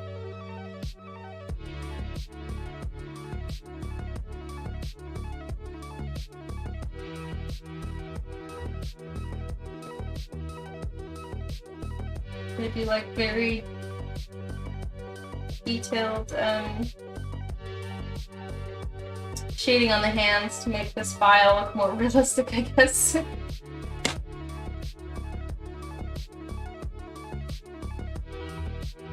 So I'm gonna do that a little lighter. There we go.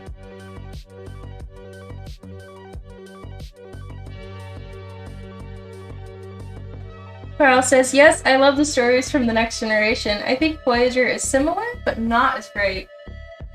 Alright, that is what I'll look into next then, is Voyager. Because I am going to really miss the Next Generation. You know, I just watched one the other night, and I'm pretty sure that the rest of Star Trek just completely ignores this fact. You can confirm or deny if you've seen more than I have, but is warp drive still a thing in future Star Trek episodes? Because the last episode I watched of The Next Generation, it was, you know, an analogy for climate change and gas-powered cars, and how, you know, warp drive is basically destroying the environment around certain parts of the universe that reacted negatively to warp drive, and everyone was very upset about it, and they weren't sure how to like repair the damage or what alternatives they could find to warp drive. But I'm pretty sure that in future Star Treks, because I had seen most of the movies, and they still use warp drive like it's no problem and not killing the universe. So I was like, did they completely just like forget about that and just continue to kill the universe, or what? So I was confused.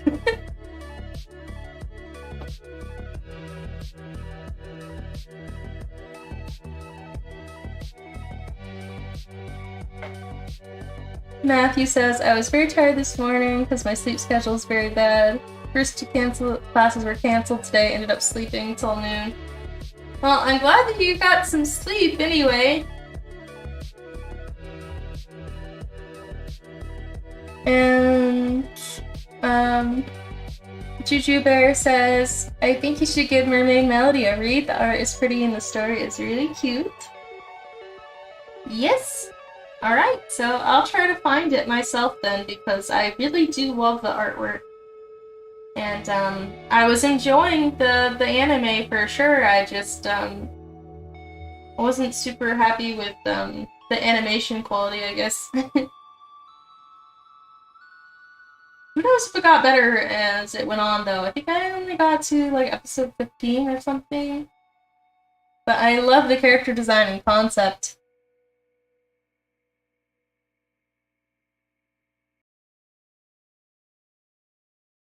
Yes, I am a huge fan of Evangelion. It's definitely not for younger people. But I do love how it tells a very accurate portrayal of a lot of experiences of young women in a very interesting way, as well as struggles of humanity. But I mean, really, like, the highest praise I can give it is how realistic the women characters are in it, which is very rare for anime that's not magical girl anime, I feel like. You know, women usually just don't act like women. But, yeah, I truly do love Evangelion, and you're about to send me on a crazy rant, y'all. Let me show you guys something. Let me get this up just a second. I've got, like, this crazy thing. I look like that meme of the guy that has, like, this conspiracy theory going on. That's what I look like. About to get that up. Alright. Yeah, here we go. Alright, so hang on with me for a moment. Alright. Let's zoom in here to Evangelion. Alright, so... Right? Okay, so Evangelion was inspired by Nausicaa and the Valley of the Wind. This has been confirmed by the fact that Hideaki Anno worked for Ghibli when Nausicaa was made, and it's also been confirmed by the fact that for one of the rebuild films, they had a short film about the god warrior from Nausicaa that was a stop-start animation, but it was before one of the rebuild films, and it was made by Ghibli. So basically, one of the god warriors in Nausicaa, if you read the manga for Nausicaa that Hayao Miyazaki did, it goes into more about their detail, and basically they're the same thing as Evangelions.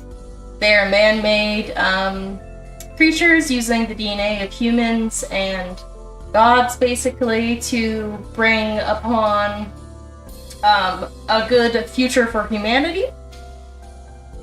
So, alright, so this is the reason I like Evangelion, okay? So basically it's, in my eyes, it is canonly the prequel to Nausicaa, but not only that, because Evangelion was also inspired by Space 1999, y'all. So this is a very little-known sci-fi anime that my dad had me watch as a kid, so it's similar to like a Star Trek or something like that, but it centers around the moon being blown away from Earth's orbit on September 13th.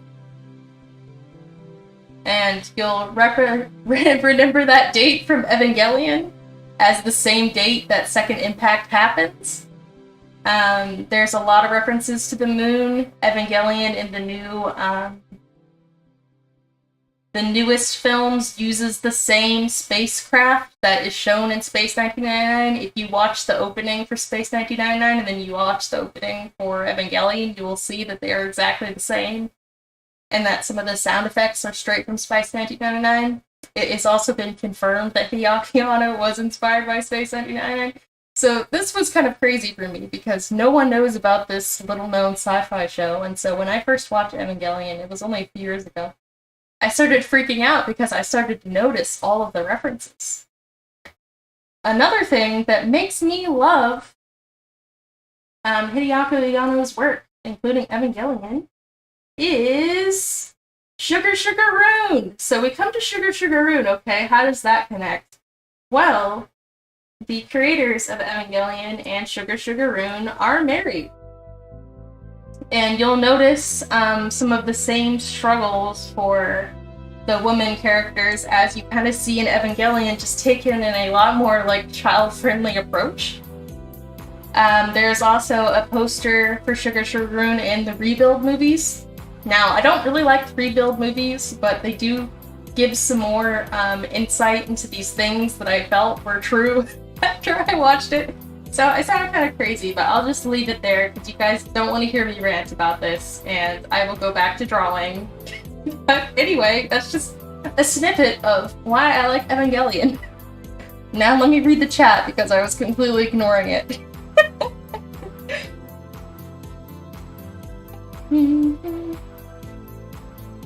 Alright. Matthew says, I gave a really hot take to my nerd friends the other day regarding Star Trek and Star Wars. Interesting. I'd like to hear this hot take. Matthew says, Evangelion is the aesthetic I think the entirety of the something faction should be based around. Oh, is that something from one of those two? I don't recognize that. The Wraith cards are dope. Matthew wants to know, is Nausicaa steampunk anime? I attended an entire panel once on the origins and inspiration of steampunk once, and I never thought about steampunk before. No, Nausicaa is not really steampunk. It's kind of set in like the future of Asia, probably around like Indian culture or something like that, and it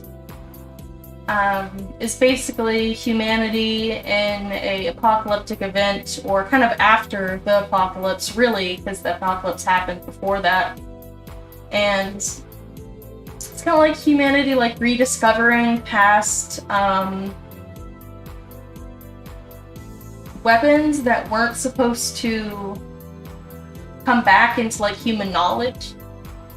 And there's a young princess from a dwindling kingdom who kind of develops this this connection with the nature around her and realizes that the environmental issues that they're facing is there to help humanity instead of... Well, I mean, it's there to help Earth, really. It's not there to help humanity, but the manga only really gets into this. I'm getting too far ahead of myself, but not really steampunk. Maybe some elements of steampunk, but just a whole thing on its own. It's very unlike anything that I've seen. It is a Ghibli film, so if you've seen, you know, Spirited Away or Howl's Moving Castle or something like that, it's the same style, but it's this very interesting sci-fi story about humanity's far future. Alright, and Cora says, Sugar Sugaroon and M. Gillian's creators are married. Yeah, I know, isn't that crazy? And he actually worked on Sugar Sugaroon as, like a key animator. And so Sugar Sugaroon has really good animation, and I always wondered, you know, because magical girl anime typically doesn't get the best funding, and so the animation isn't very good, but Sugar Sugaroon has some stellar animation, and I think it's because he worked on it, because he was like, I'll help you, wife, I guess. Carl says, there is some steampunk in Asuka. Different countries have different technologies and lifestyles. Yeah, I guess it could be kind of close to steampunk. I see it as something a little different, but I guess I don't really know. Like, the only thing that I think of with steampunk is I think of like that very specific Victorians with trains and like gold clocks and things like that, and maybe I don't understand the whole scope of what it entails. Matthew says you can save the whole rant for a full video essay. Yeah. If anybody would actually like to hear me talk about it, maybe. Hi, welcome, Allie. See you in a little bit, Cord. Matthew says the tagline for steampunk anime was Paris of Our Dreams. Yeah, I don't think that really... That's definitely what matches in my head for what I think of with steampunk. For sure. Matthew says... Hot take was Star Trek rarely goes to new places, although they're always doing new things. And Star Wars often goes to new places and rarely does anything new. Interesting.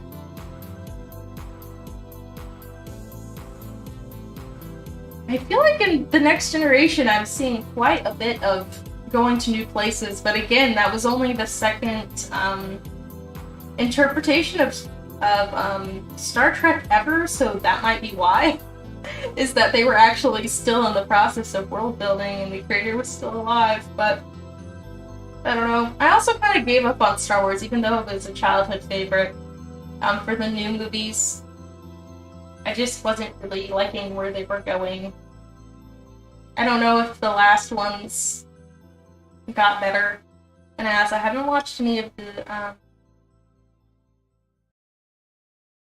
was it the new TV shows and stuff? Like, I watched some of The Mandalorian, but it kind of quickly went downhill for me.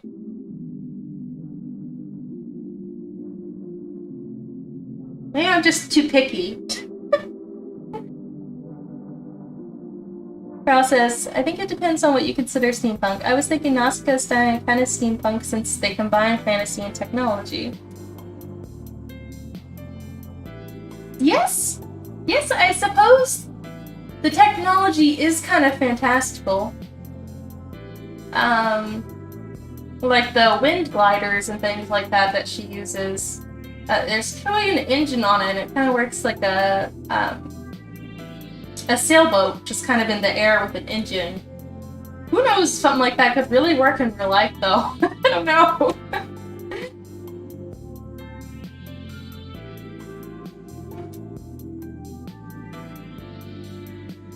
Matthew says, Andor makes for a great Star Wars show if you like deep lore and interpersonal, intersocietal conflicts.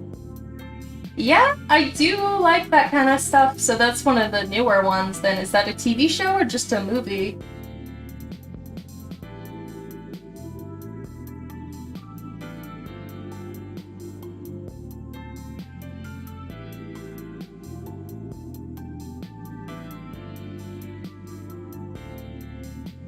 Start adding some lines to this. We're good with my lines.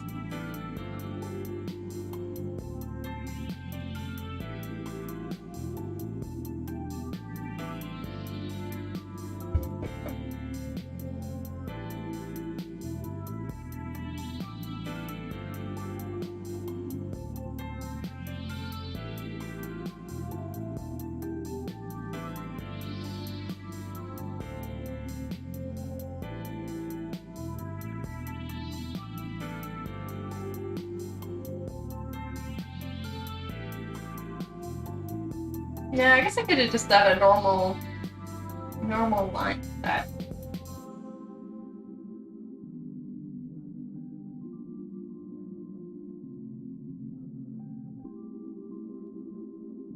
Oh, okay, TV show.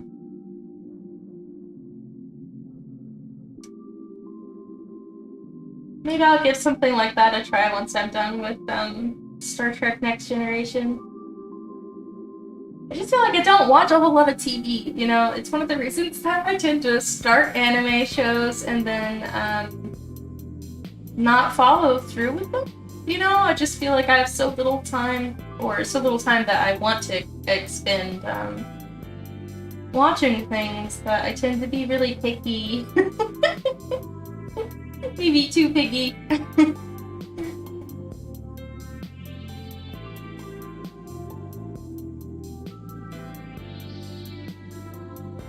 Might have been the inspiration for steampunk as it is today.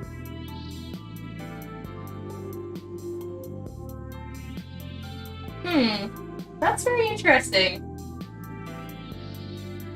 Yeah, I'm not really sure what steampunk has evolved in today, you know. I still know it as, you know, that Victorian, like you were saying, Paris kind of identity.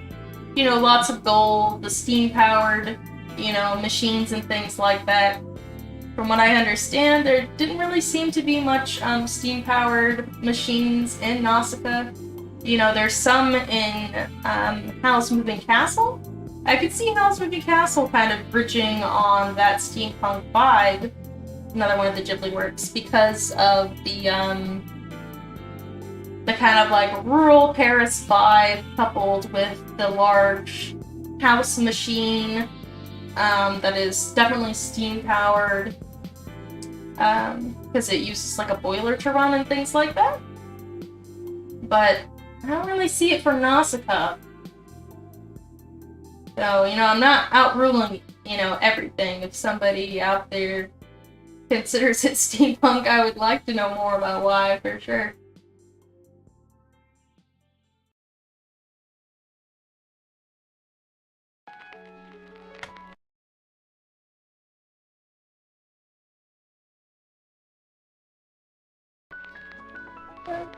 Carl says, I was wondering what the power source of Nausicaa's glider is. I think the gunships had some kind of glowing, energetic liquid, could be similar to gas or petroleum.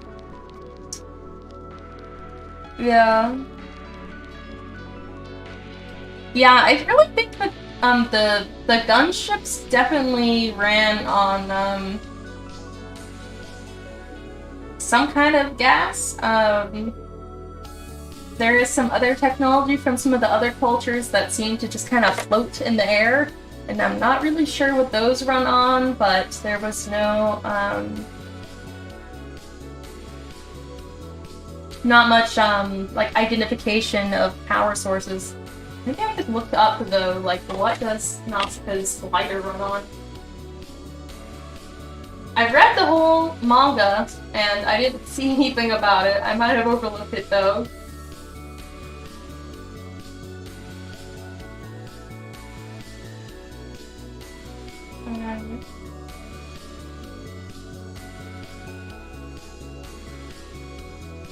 How does Nausicaa's glider work?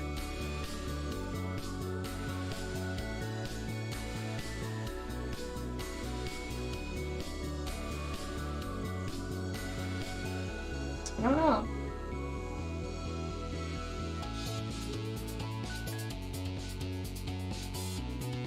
I'm not really seeing much good information. I'll probably just have to research this more later and then come back to y'all, but I do not know what it, you know, what it flies on. Here's like a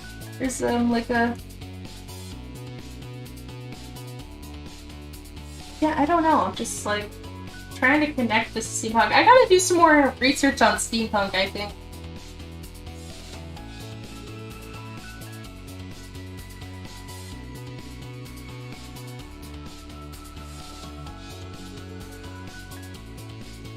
Yeah, the floating pot at the end of Nausicaa was kind of weird. Yeah, in the manga too, it goes a little bit more in-depth about that culture, people with the floating pot. And they have some really freaky technology that is like more like scary spiritual based, but also like they also have like genetically modified creatures that are really scary. Like they're growing these creatures in bats kind of thing. It's pretty spooky, but I love it so much. And Matthew says Pamela went to talked about how animes like Laputa's Castle in the Sky. Yeah, that's also Ghibli. Yeah, maybe that one could have been kind of a steampunk world. You know, there's like the trains, there's kind of like the old European aesthetic to it, so I can see that. In the Shape of Water, that one I have not seen serve as inspiration for steampunk today. And Nadia, Secret of Blue Water. Start with Laputa in the Sky. Wikipedia especially cites influence on steampunk, it seems. Alright, Nadia, Secret of Blue Water. I did watch some of that one. That one, I guess, could be a little bit more like steampunk. It's definitely like that European aesthetic. It has to do with submarines, mostly. But the aesthetic is actually a lot more similar to Evangelion as you go into it, and that's because it was co-done by Ghibli and Hideaki Anno. Once again, we come back to Evangelion, so... That's what that one was about. I never finished it, though. It kind of went off the rails after a certain point for me. The writing became a lot more focused on things other than plot. I wasn't super happy with where it was going, but it was very interesting to start out with.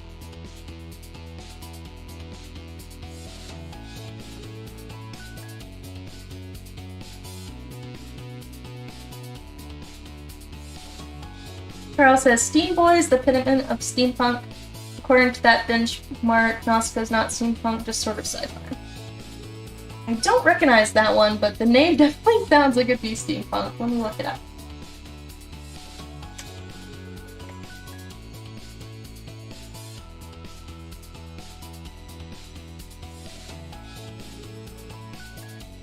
This looks very interesting. I've never heard of it, but the aesthetic really, really looks steampunk. It truly does, looking at these people images. I have to put that on my watch list. That's a movie, right? Do you know if it's any good?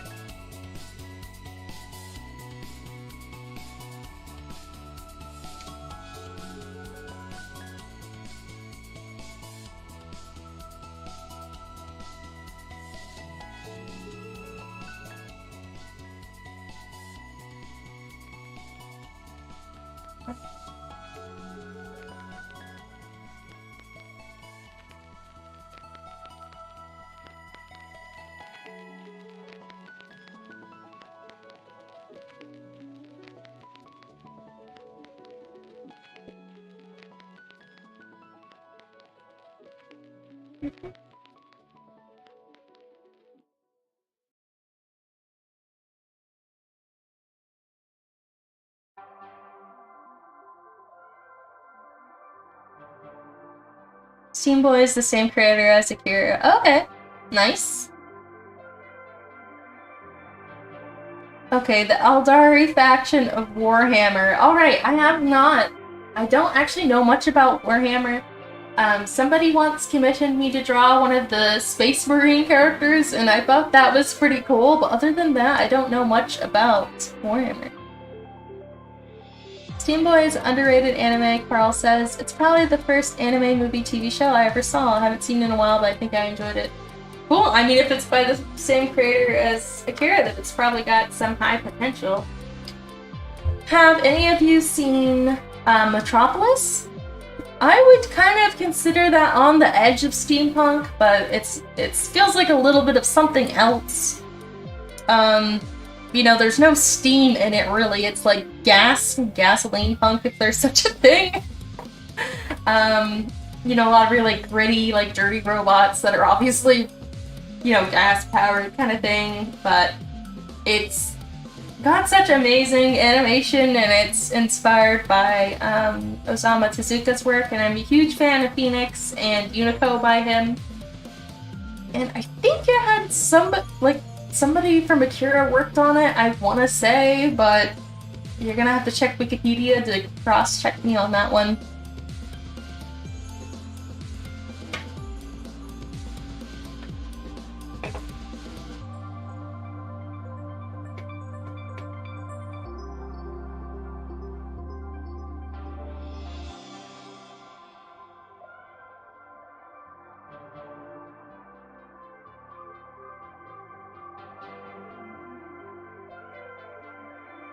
I'm gonna do a little ribbon around this to make it look less ominous.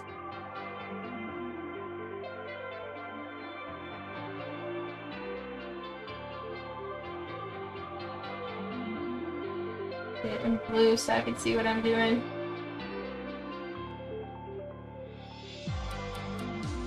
There you go.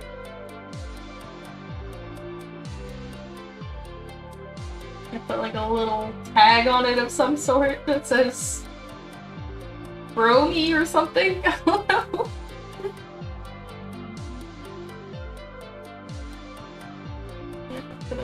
Some little strings hanging down here.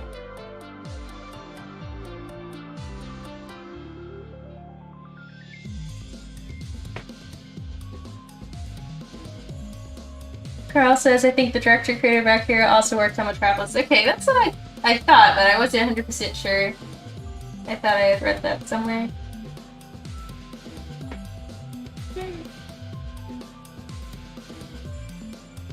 Hi, Core! Thanks for stopping in and sleep well!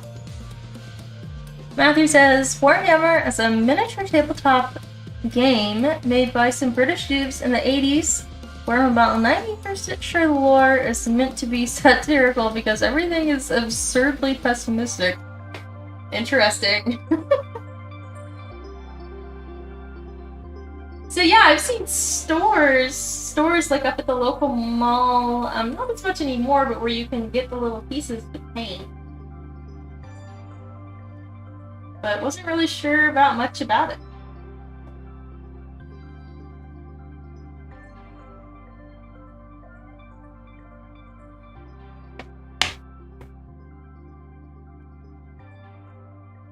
But Carl confirms Wikipedia.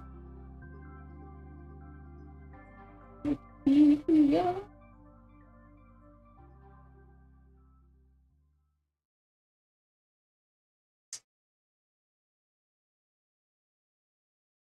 Yep, so the creator of Akira did do this screenplay for Metropolis. Alright. Nice, thank you for confirming, Carl. Now I'm not giving anybody false information.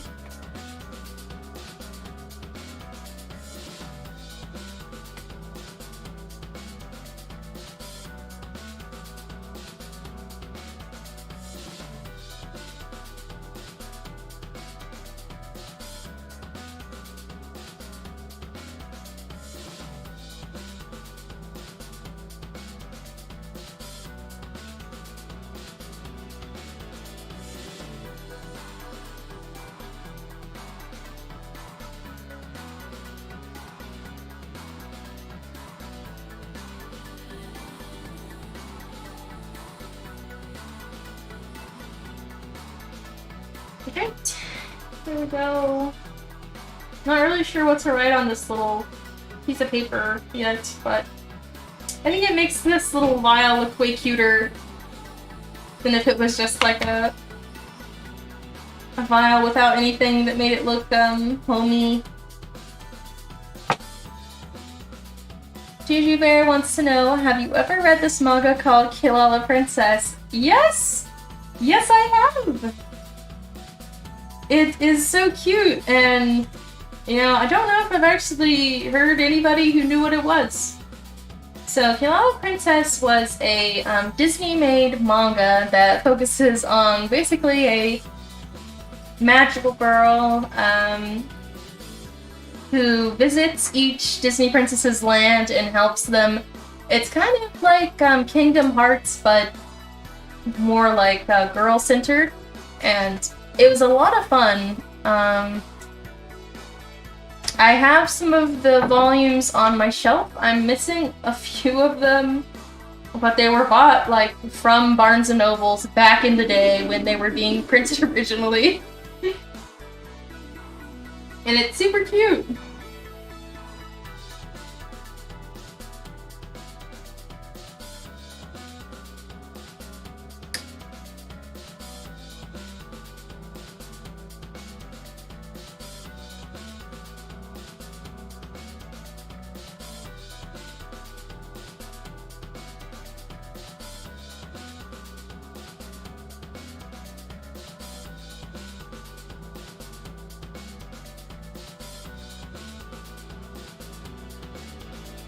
Okay, I'm gonna delete all the background, or not delete, but hide all the background sketches now, and work on some screen tone for the background. So I'm not really feeling like doing line art at the exact moment.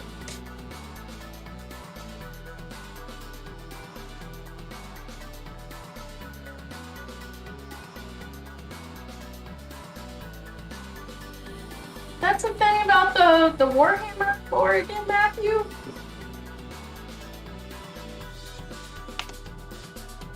Alright, most of their army is composed of space elves in physical coral armor and war machine. Psychic coral armor. You know, I do like coral. I kind of want to see what these look like.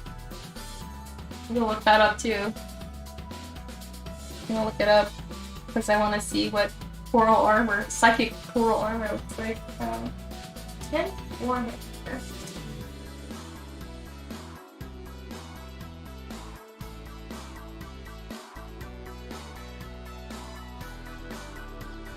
Nothing really came up. Let's see.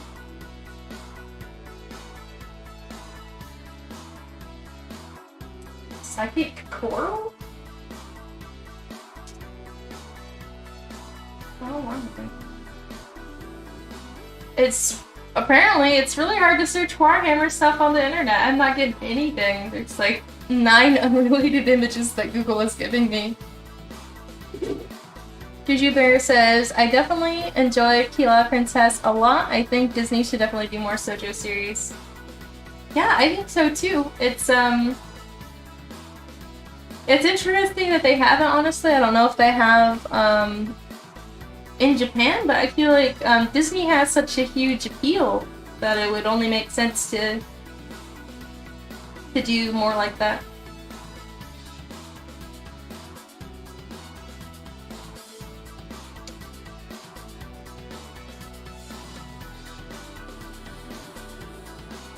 I'm trying to find it. This there, right here.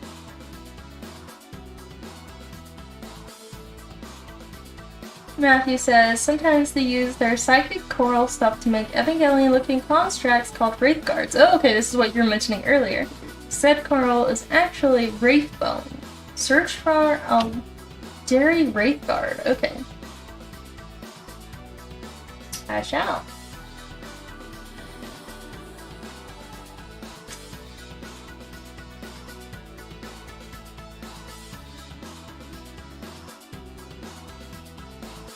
Wow, those are interesting looking. I don't know what is going on with their heads, but their armor is really cool. Great guard. Yeah, they kind of have like coral looking structures coming out of their backs in the images that I can find that show the back of them. That is very interesting.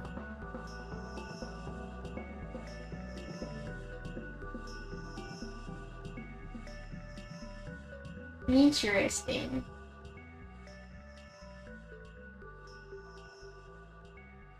Now he says, the great constructs which are powered by Eldari ghosts are by far my favorite units in the whole pack.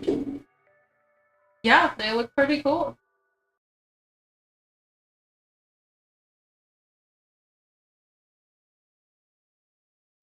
I think the closest thing to, like, fantasy. I'm curious what a space marine would look like in your art style. I did a space marine inspired, like, outfit for somebody. Let me get it up. So it's not, like, 100% a space marine. I'm pretty sure I did, like, a commission of one back in my early conventions days, but I don't have that. I just have this. Let me get it up. Let's see. Gotta navigate my files. Space marine.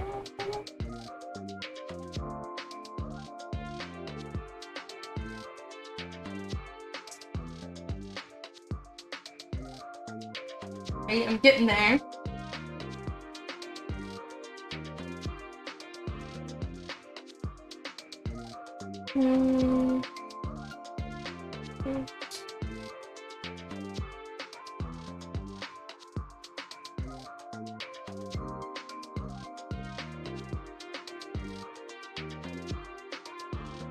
So, I guess it was, they requested, like, a combination of Space Marine and,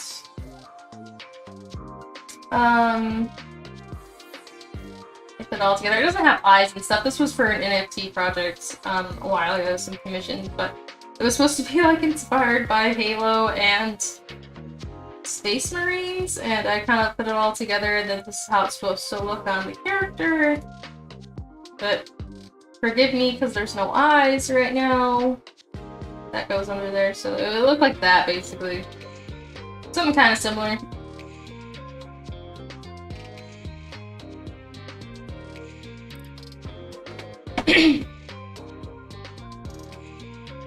But if I had to draw one, like, for fun, I don't know what I would do. But I do think that the armors are pretty cool, though. I do struggle with armor. But,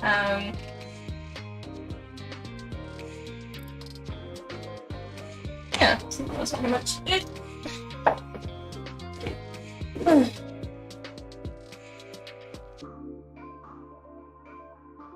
Matthew says, I'm thinking of painting mine to look like hollow night bugs. I actually don't know what that is either. So much I don't know. I kind of live under a rock other than talking to you guys. Well, that's not true. I mean, well, maybe it is. I don't know. I live under a rock from, like, an internet perspective. Like, I'm always outside, and I travel quite frequently, but I don't know what is happening on the internet. Okay, Hollow Night Bugs. Oh, these are fun looking. And I think the little white head does look like the Brave cards that I was looking at in the other window.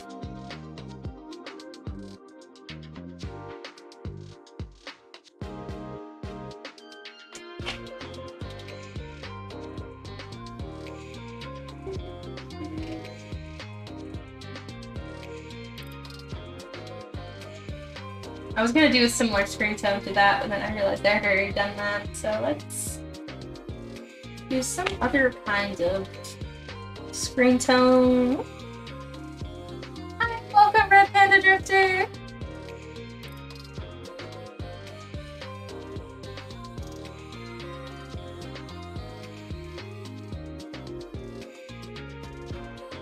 I'm gonna look in my patterns.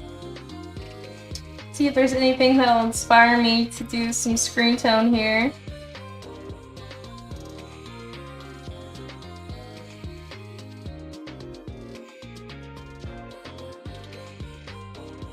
This one, something like this might be cute.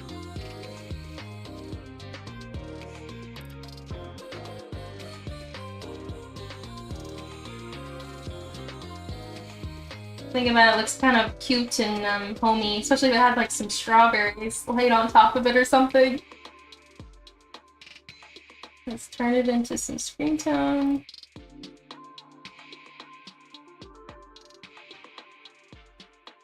The line's big enough so they're still easy to see.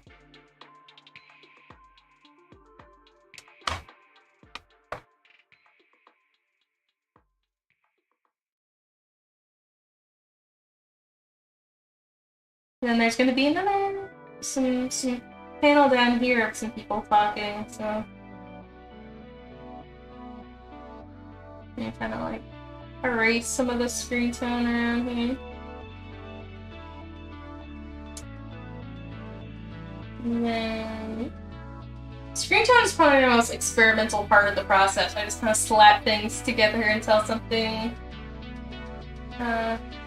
looks good.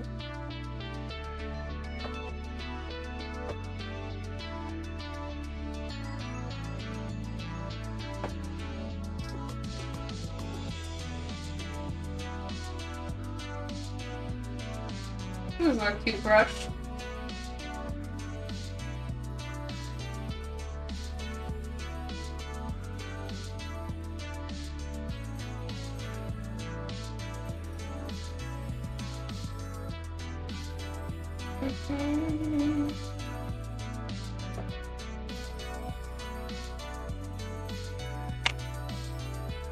Yeah, just kind of seeing what works. And that did not work. So I'm gonna take away those and try something new.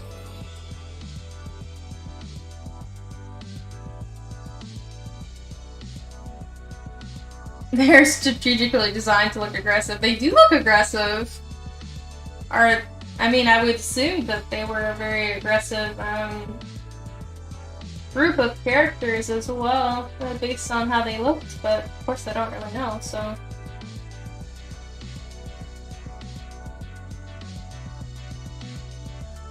They do look kind of like dwarves.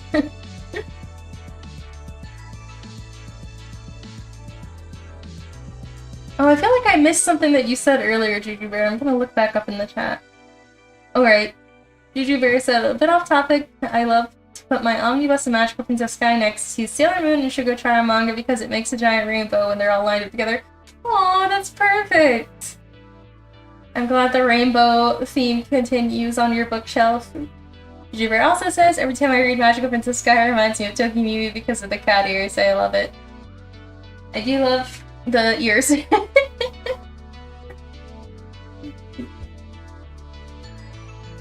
I remember when I discovered Tokimimi and I was like, ah, this is like everything that I like, you know? I already had a lot of the stuff that I was working on for Magical Princess Sky. Aliens and cat ears and those sorts of themes, you know, the sci-fi kind of deal that's infused into it and certain themes. So of course I've always liked Miyakumi who did Tokimimi because I feel like maybe we're kind of like kindred spirits art-wise.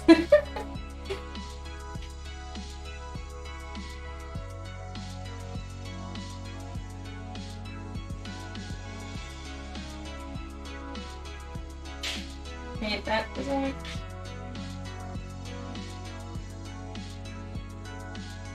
Ooh, I like those flowers.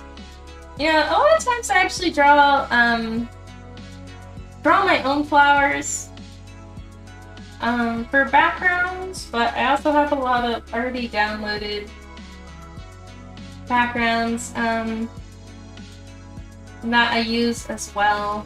It just depends on how I'm feeling, you know, for a certain page. I like this effect, but it needs to be more strategic. Alright, there we go.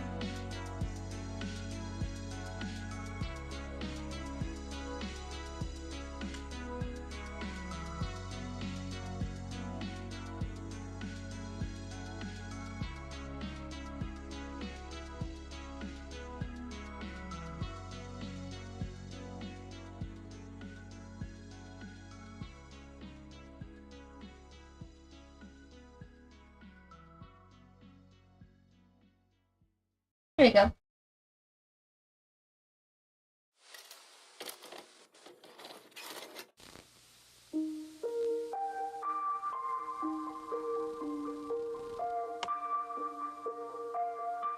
I think I know what would really make this pop some more like I want it to. Copy and paste.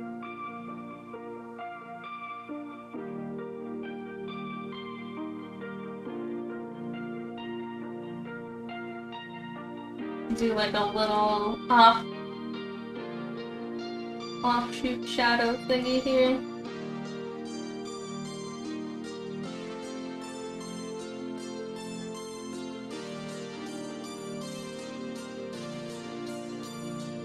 It needs to be paler though. A little too extreme potentially. There we go. Alright, I think that's looking pretty cute. Yeah, I would love to hear more about Warhammer factions.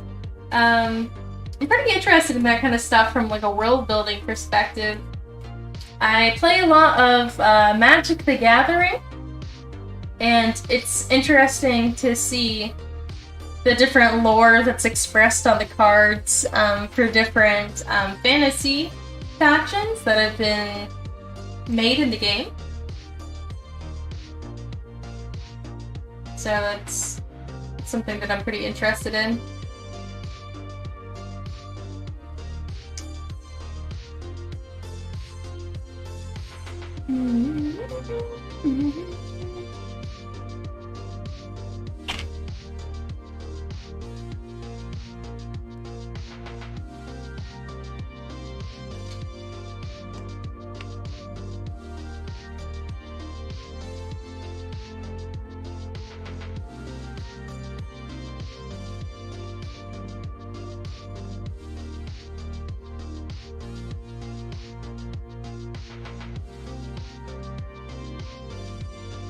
I love little, I don't know if you can really see them, but little white splatters on manga pages are great. I know traditionally they're made, you know, obviously not with digital art. It's made with, you know, opaque like corrector, basically splattered over manga pages, but Clamp uses it a lot, especially in like Magic Earth, and I've always found it so charming.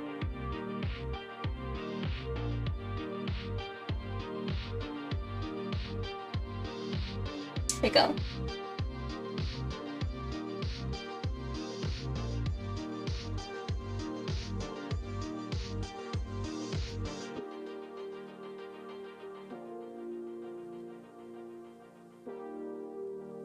I'm gonna do some very dramatic screen tone for the handover of these seeds.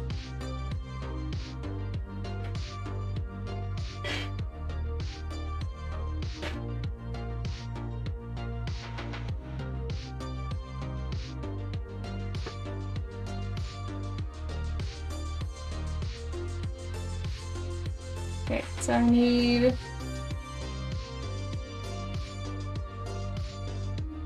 some white.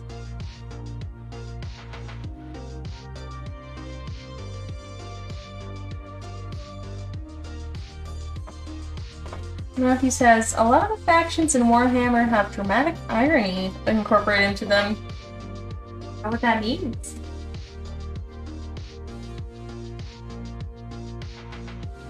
Sounds intriguing, though.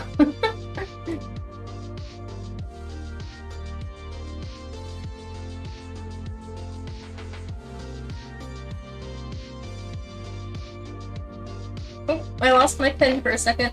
There we go. Got lost underneath my computer. There it is.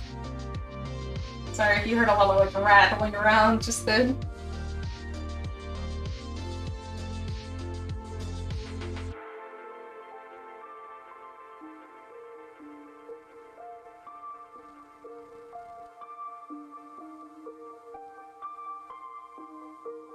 this a different way. I'm gonna do it the inverse way with this. And then I want a little white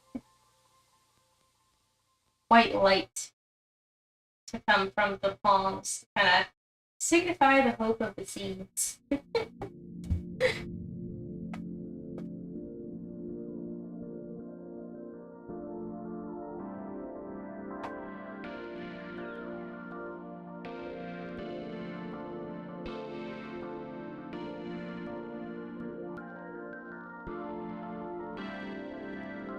I like this brush for circular things.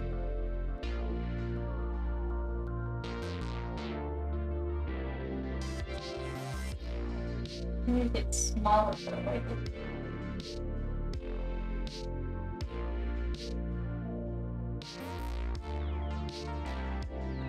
I like that brush, but it doesn't seem like what I need for this particular instance. Let's see about...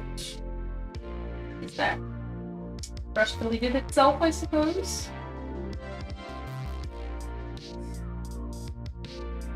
That looks too busy.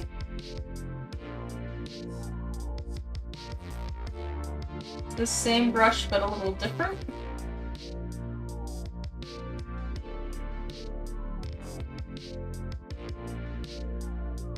See how it looks if I get it a little blur, but it's still kind of got that texture.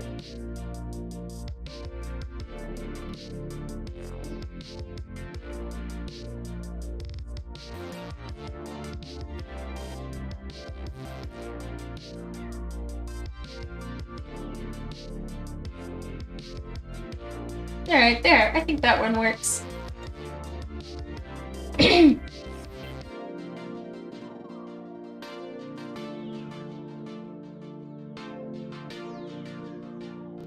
Vtuber wants to know if I like Arena Tanemura. I do, in fact. I love Kamikaze Kaito Jin,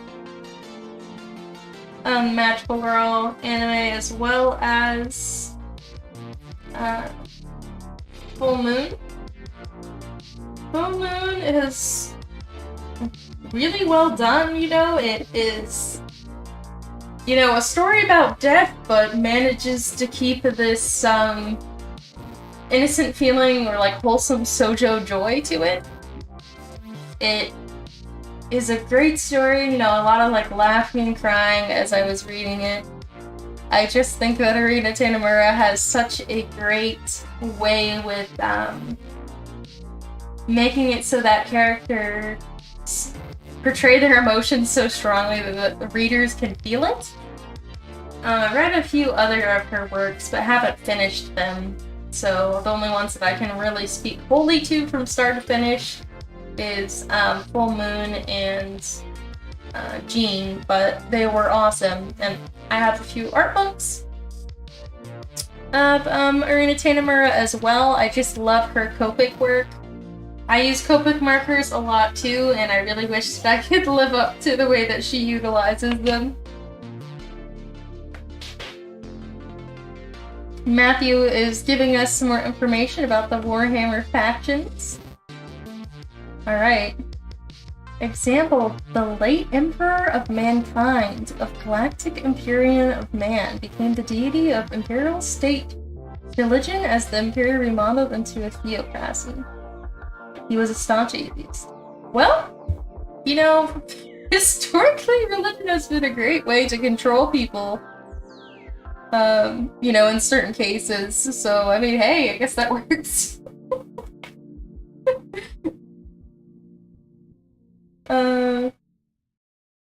Matthew says the Necrons were a race of decrepit, dying beings seeking immortality, so a race of bacterial star gods turned them into soulless Terminator skeletons. Well, I guess they got what they want!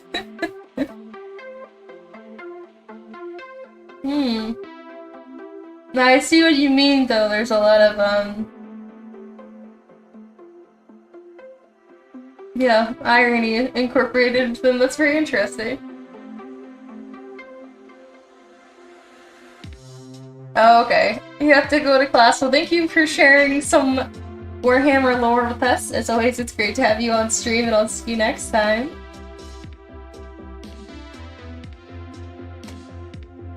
Bye, Matthew.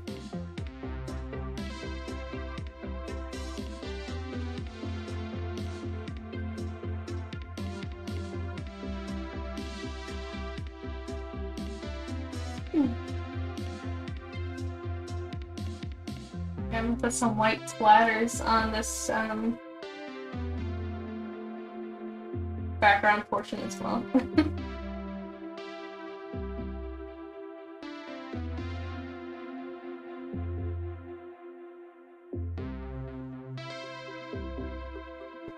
I read the first volume of Sakurahime from Arena, and I thought it was pretty interesting, but I never got into getting any more of it, even though it was pretty readily available at my local bookstore at the time.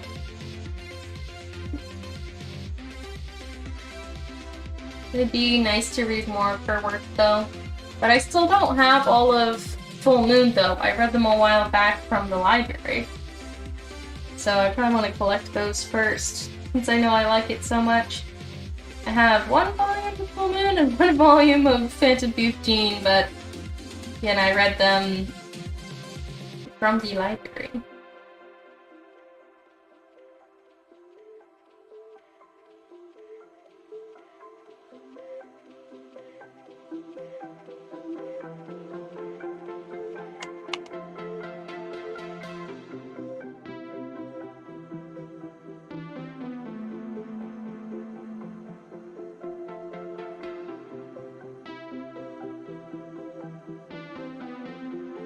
Gonna find the sketch that goes in that box.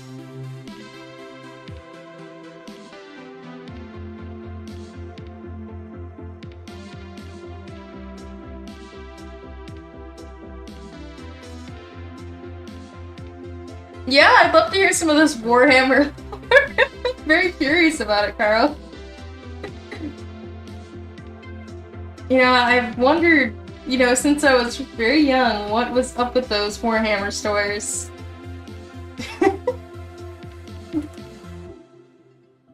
So it's nice to learn about the story behind them.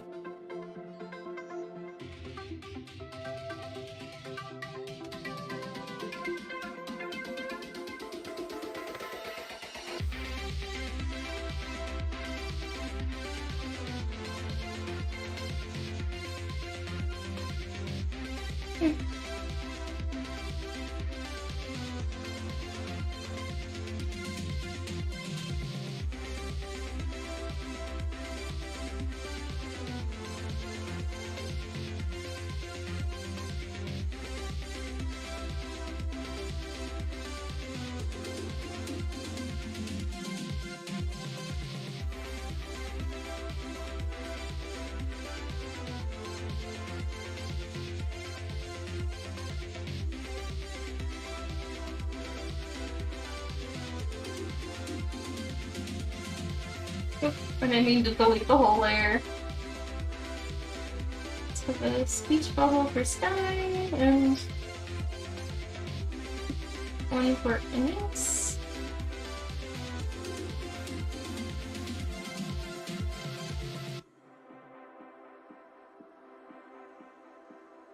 Make those a little bit more condensed. I typically adjust the speech bubbles quite a bit. You know, I have a whole other document where I'm putting in the lettering, so speech bubbles probably won't stay final. I will go back and tweak them, but it's nice to go ahead and put them in.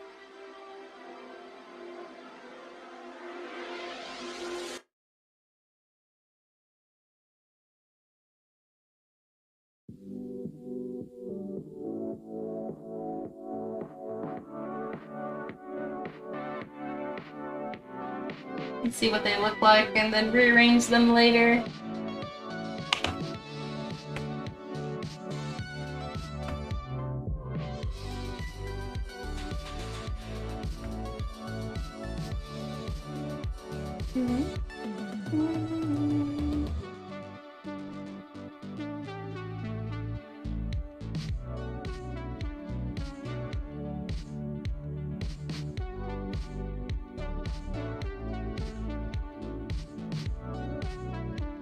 I don't think I've saved this in a while. Gotta remember to hit save.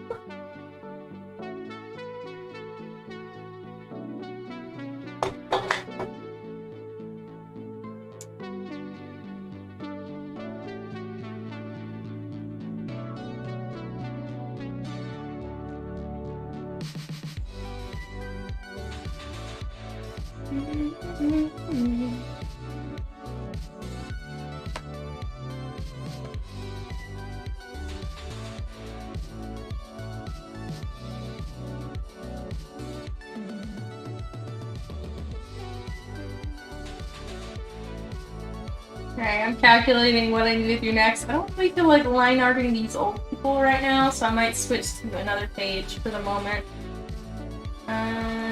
Let's see what options I have for other pages that I can work some screen tone on.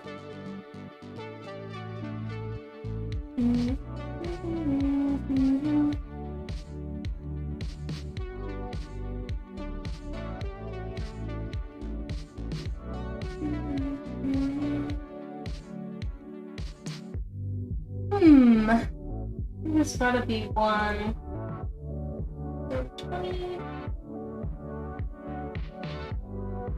Go back to so 19 and see if there's anything I need to do there.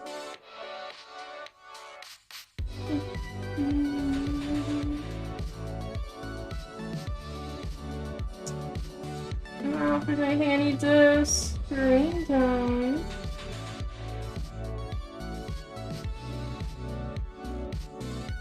The pages to episode 20.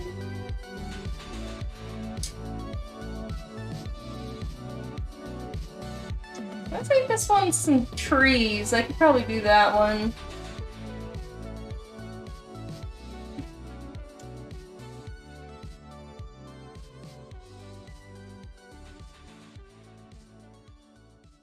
I'm feeling very indecisive about what to work on. Let me read the chat for a moment then. Vtuber says, TBH, even though I'm a guy, I've always loved shoujo manga and anime, and I think the stories they tell is very relatable and heartwarming. That's awesome to hear. You know, I think a lot of guys tend to not want to watch shoujo just because, you know, they're girly and don't give them a chance, even though they have some really great stories.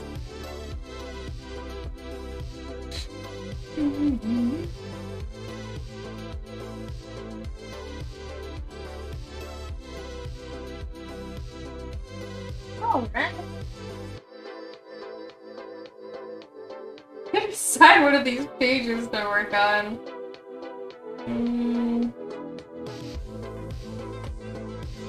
Let's see.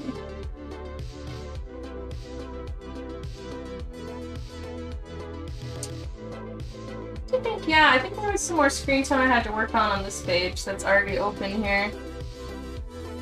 Yeah, I could use some more for them. I'm not gonna try to draw this city here right now. There's a whole city I gotta draw, but because when I draw backgrounds, I get so intense, I just stop talking altogether, so...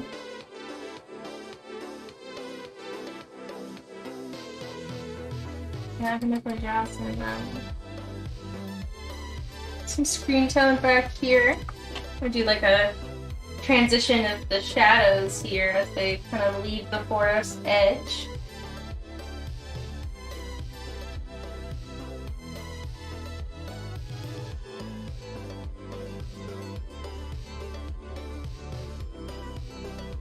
Stop here.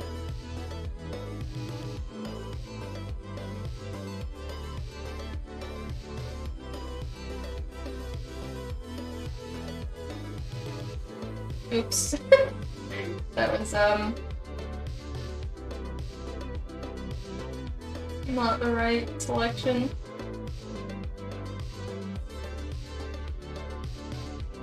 Yeah, here you go.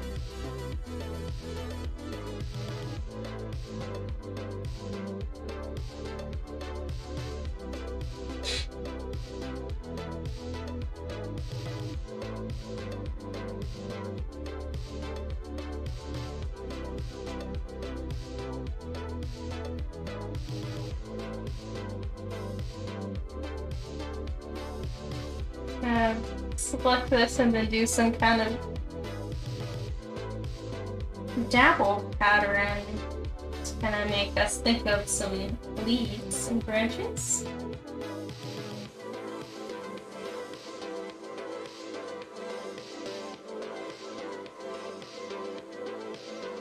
Yeah, like this.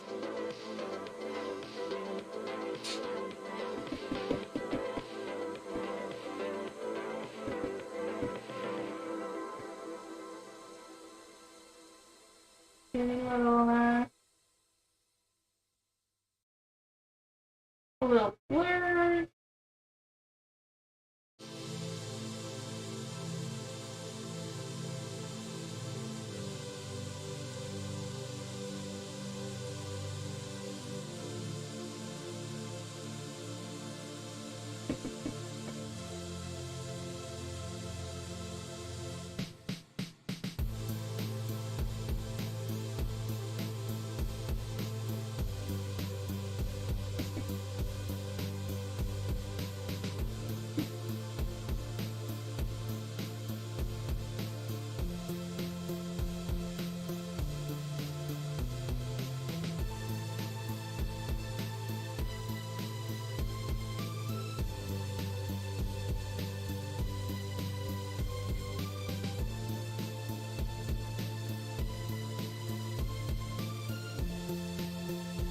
Gigi Bear wants to know if I like Vocaloid. Yes, you know, I don't think I've listened to a whole lot of Vocaloid songs, but I definitely like them. You know, there's some really cute songs by a lot of the Vocaloids. I also listen to a few like YouTube DJs that use a lot of Vocaloid in their songs. Different Vocaloids depending on the songs. You know, there's some by Miku, some by Rin, and some that I wasn't really familiar with. I also am a big fan of Hatsune Miku's design and some of the figurines of her. There's one in particular I really want where she's a ballerina on top of a like a record player kind of deal, which is really cute. I also participated in a fan art contest, or it was kind of a fan art contest, but it was more of a design contest for Miku Expo a few years ago. I wanted to win so that I could have her wear one of my designs. I did not win, but it was still a fun experience. I will get it up so you can see it. As I try to navigate my files once again. Go.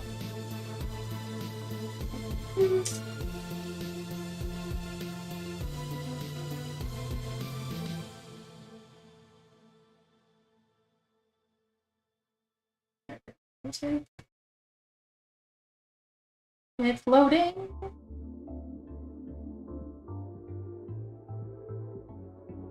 This was the final design. I did it on a template they provided for the contest. And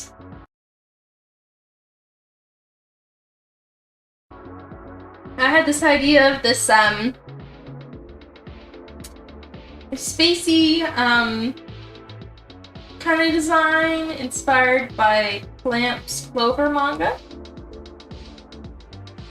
With some like glowing neon lights to make it a lot of fun for her to perform in, because it was for the Miku Expo, for her to kind of perform on a stage. And then here is the image in the background as a finished artwork. If it could open itself, it seems to be struggling. So that was the full art that I did of the outfit design in her in the outfit. I do wish I would have won. I would have loved to see her 3D animated performing in this for sure. The side ponytail I think was a little risky because she's usually shown with 2 pigtails, though I have seen some designs with 1 pigtail. Maybe that's why I didn't win. There was also a lot of other great people performing. It might have just not been the look that they wanted. close down this too.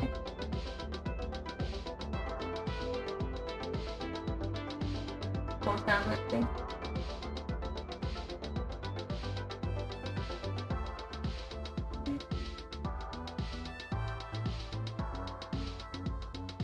But of course, I'm not really that far into like the lore of Vocaloid or anything like that. It's just, you know, I have a soft spot for Miku, and I like some music that uses her voice, I guess, and some of the other Vocaloid's voices as well.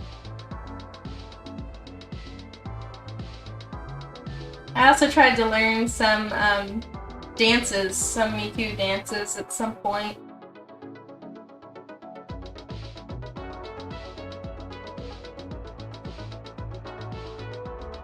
Thank you, Carl. I'm glad that you like my Miku design.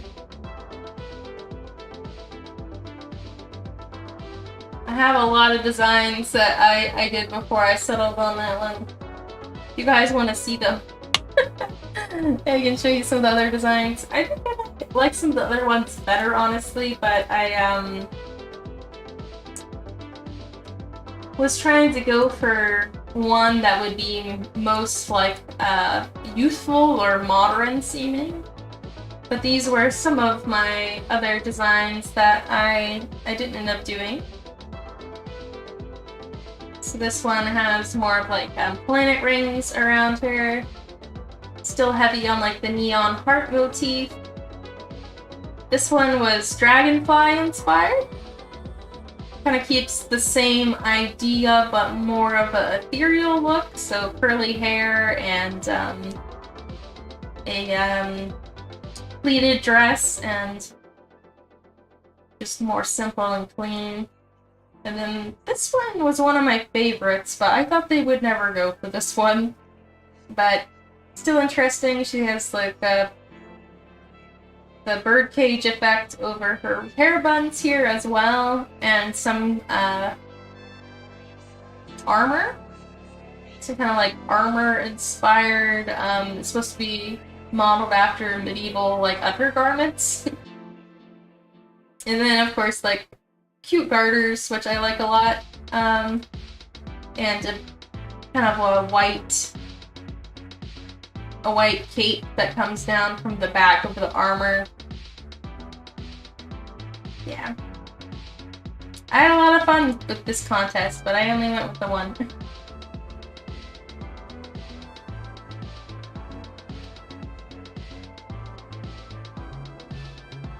I think there was there another one?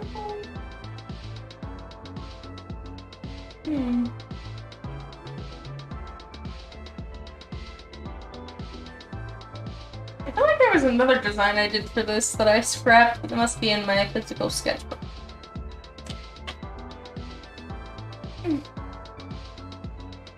Hi, welcome back, Dark Shadow!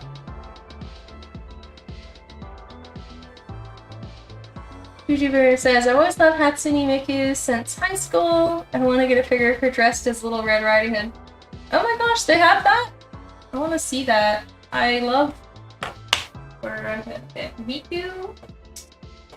Little Red Riding Hood. I saw they had like a Sleeping Beauty one where she's sleeping with a pillow, which I thought was pretty cute. Okay, I'm looking at Miku, Little Red Riding Hood.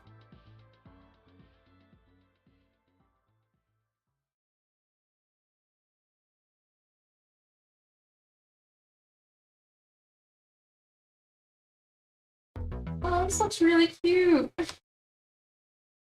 Looks like there's two different designs, but both are adorable.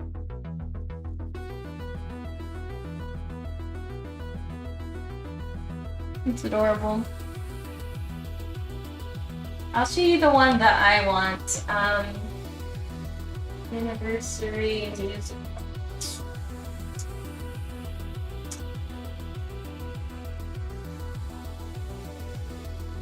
I was gonna get this during pre-order and I didn't, and I'm kicking myself because people are selling her now for like twice the amount of money. I mean, just look at her! She's so pretty, and she comes with a real music box, and she's on top of this record player and this kind of like ornate box design that she comes with. the music box inside of it. She's doing this really pretty ballerina move, and her hair is all swirly. So pretty. I did get a really cute figurine recently, though. It was a mushroom girl anime figurine. I don't have a picture of it that I can show you off my computer, so I'll just... Oh my gosh, they released another one! Oh, I didn't know there was another one! Alright, well let me show you this one. Apparently there's another one, though, that I'll probably have to pre-order now that I know about it, but... So she just came in the mail last week.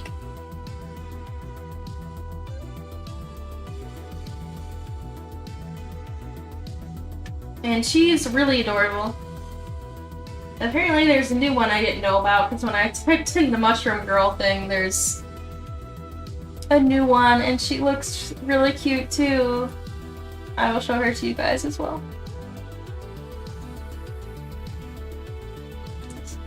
I have another mushroom. That's so cute.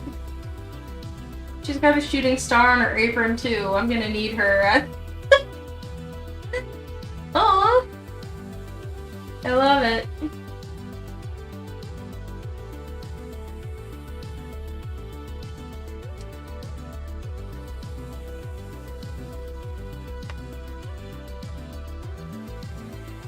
Oh no! Your iPad wasn't charging after all. Sometimes that happens with my phone. I think that my cord is a little old.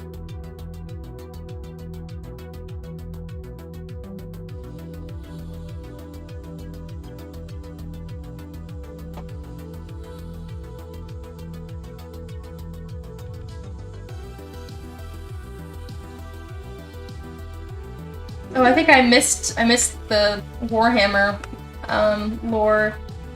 Kyle says, in Warhammer, chaos is physically manifested as demons and gods, an alternate dimension called the Warp. Because of an event called the Great Rift, chaos began to invade the main universe. Very interesting.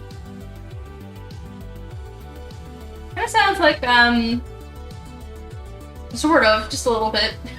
This is the first thing I thought of, not necessarily true. In Madoka Rebellion, the creatures that they're fighting there are, you know, produced by negative thoughts in another dimension, basically, and kind of like seep through. From what I remember, at least, it's been a while since I watched the movie.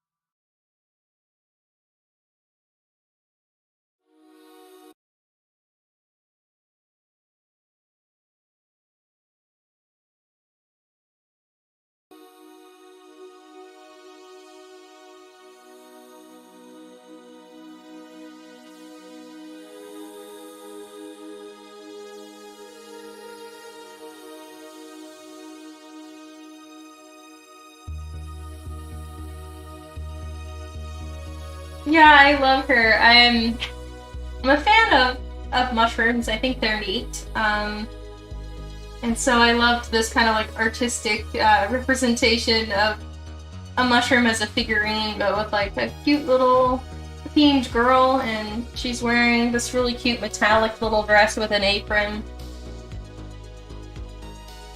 So I'm probably gonna have to get that other one now. I hope it's not off pre-order yet.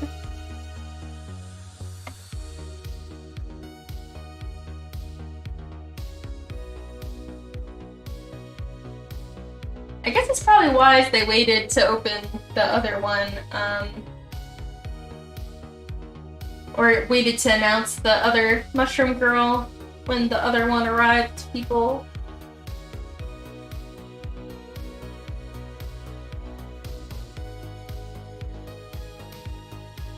Did he on a different layer or something? Why is he not? Oh yeah, he's on a different layer. Okay, that makes sense.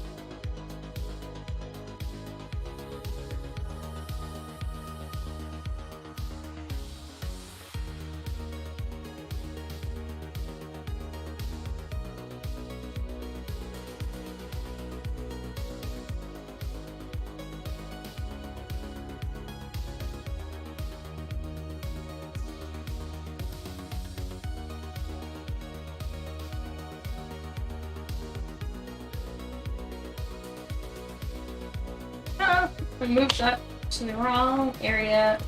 Hit that.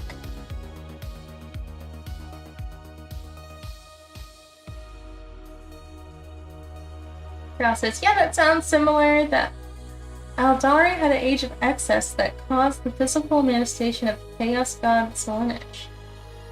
Interesting.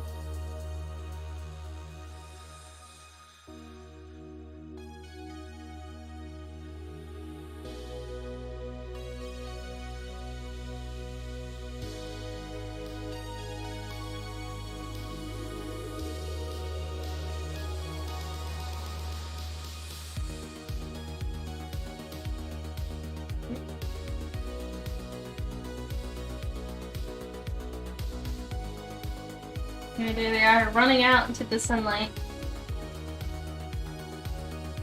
Following this mechanical bug, so I gotta do its eye highlights.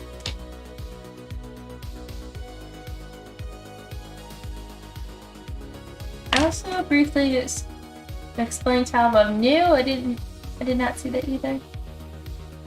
Let me scroll up.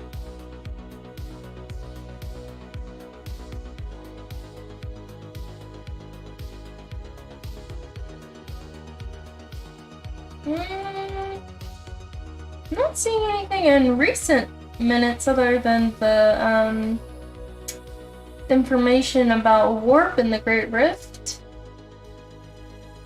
Maybe farther up. You were talking to Matthew about some things. I don't see anything about a character called Talu. Unless it was way before that and I missed it a long time ago.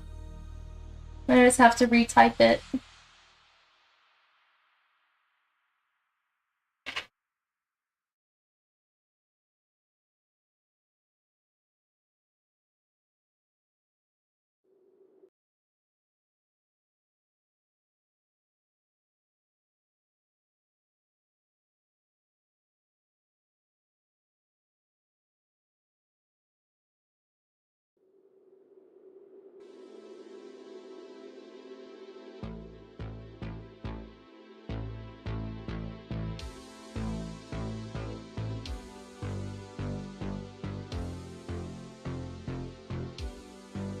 Okay.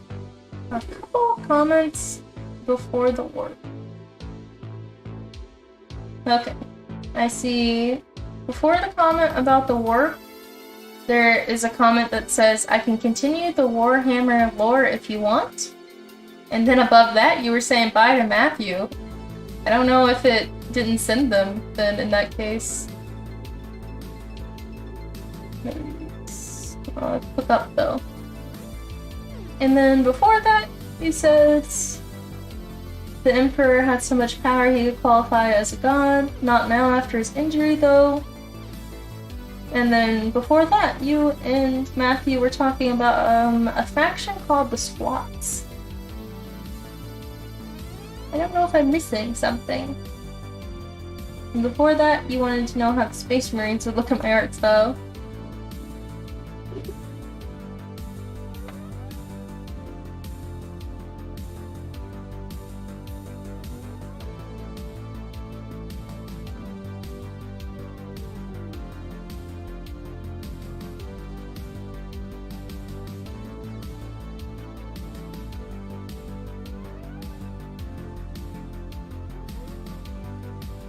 Yeah, I must not have sent. I mean, I was having issues with connection earlier, and it's potential it just didn't come through to me. gonna check my thingy and see if it reported any errors.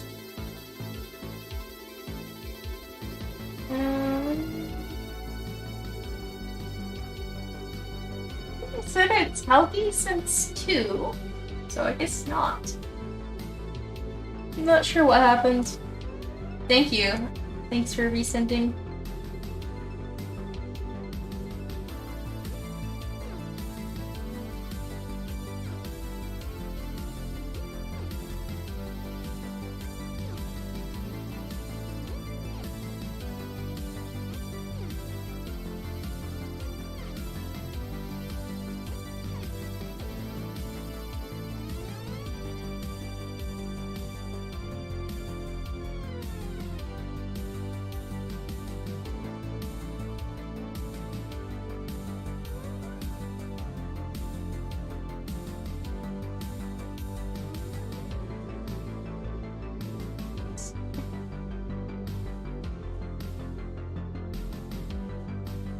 Yeah, that was a pretty sloppy speech bubble going on there.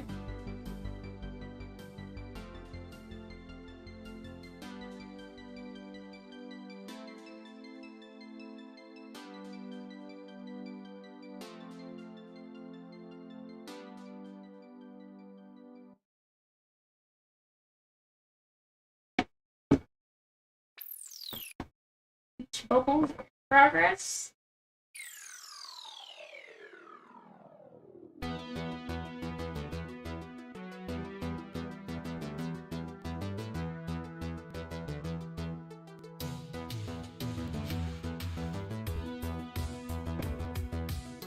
Not what's really left of this page is to draw that background. And put it back so it's viewable.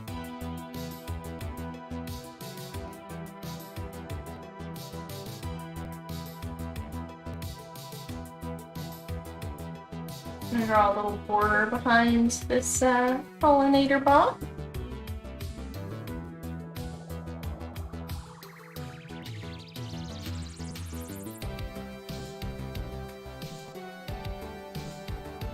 To be kind of like in their scene, but also flying into the other scene. That looks scary. Alright, there we go. So let's delete this line.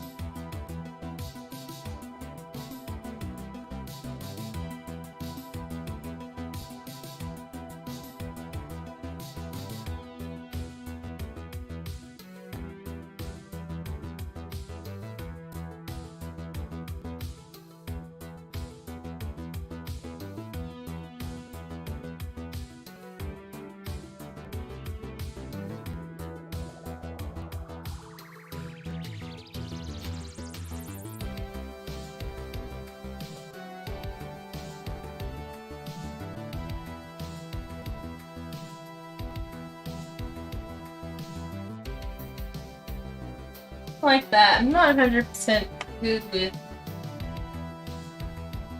that, but it'll be okay placeholder for the moment. Okay, that's how that page is going. Do I watch Pretty Cure? Yes, I do. I try to watch a little bit of every season that comes out, but it's been hard to keep up to date since they're pretty long running. I did, however, finish 100% to completion Twinkle Star Pretty Cure. You can probably guess why I liked that one enough to finish it, because I'm a huge fan of space themes, aliens, and of course the themes of drawing what you want to become or art really resonated with me as well.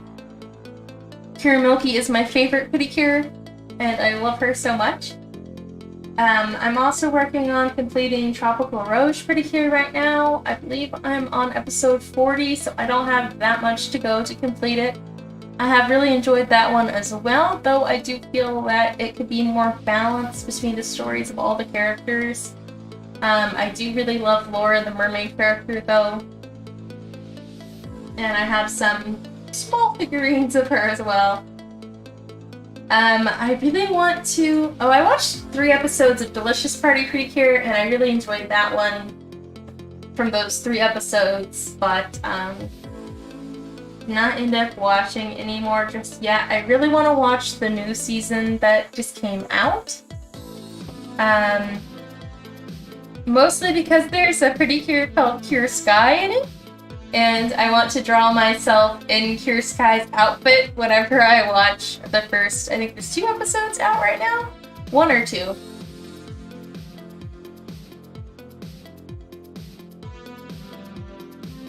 I do love Pretty Cure. Also seeing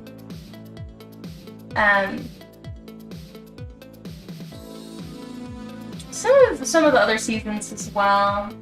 And I'm a big fan of the soundtracks of them, so I've actually listened to a lot more of the Pretty Cure music and soundtracks than I have actually watched a lot of the shows mostly. I am also big into learning the Pretty Cure dances at the end of the seasons. So it's one of my things I do to work out. Not as much anymore, but I used to practice them quite often. I have a playlist on YouTube that has all of the dances that I like, and then just spend like 30 minutes doing the Pretty Cure dance. I mean, they're really good workouts, and they're super cute.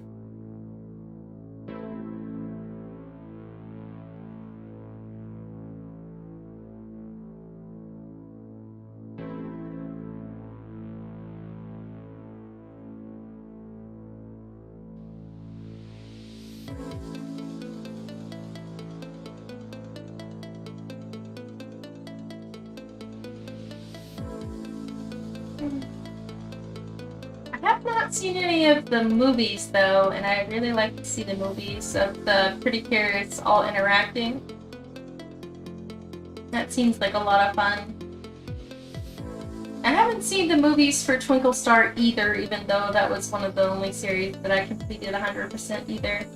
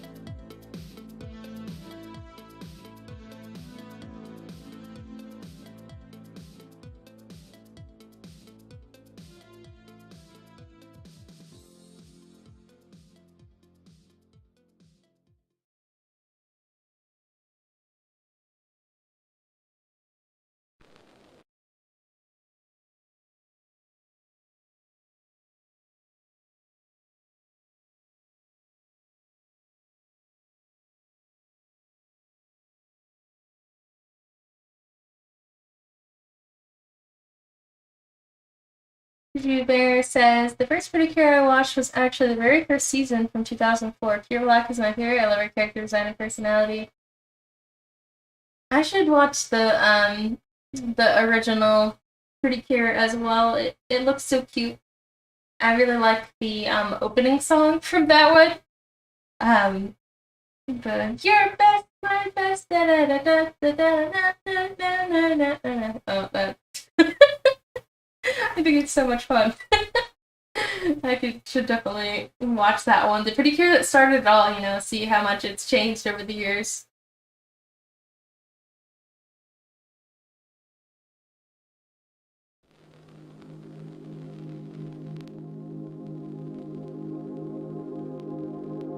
Have you kept up to date with any of the recent ones?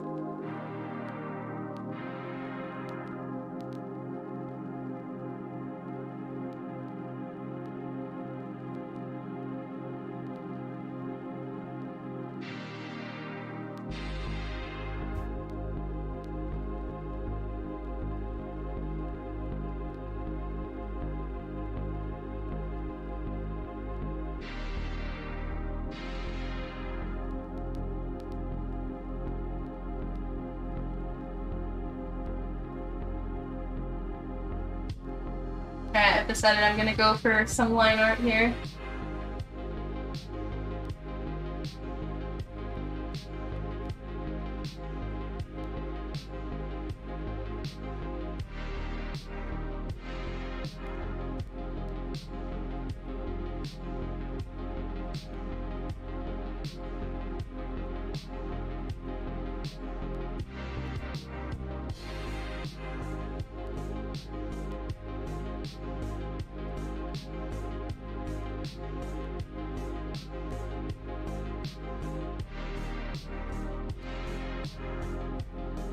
Here we go.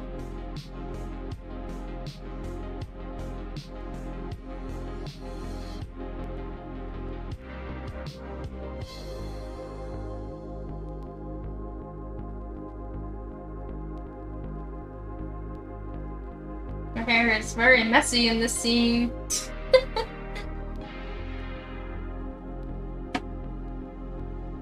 Jujuberry says, yes, I'm currently watching the newest season of Pretty Cure. We're excited to see the Cure wing.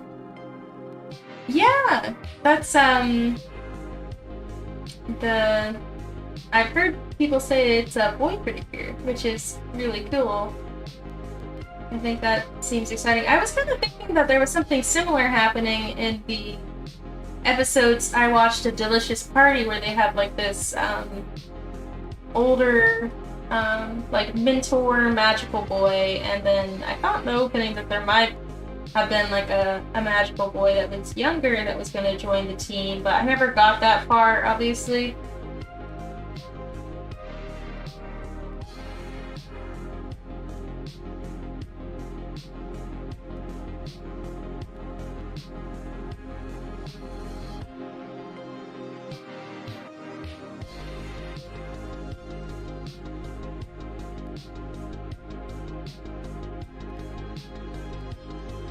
I'll definitely try out the newest Pretty Cure here soon, because I'm super curious, and I'll let everyone on stream know how I like it. And I'll definitely do some fan art of me and Cure. Sky's outfit, I love the outfit design. Well, the cape makes it look so cool.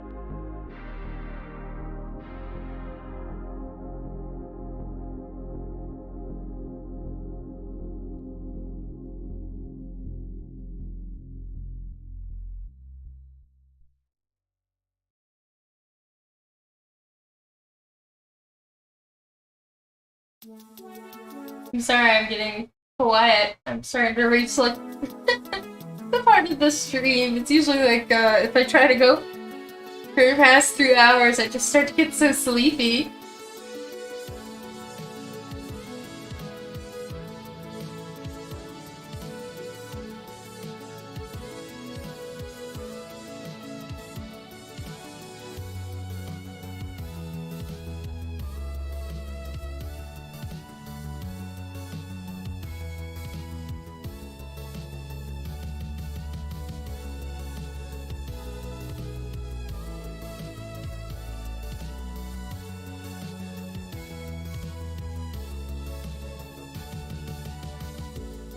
Alright, now I gotta draw some hands. Concentration. Okay.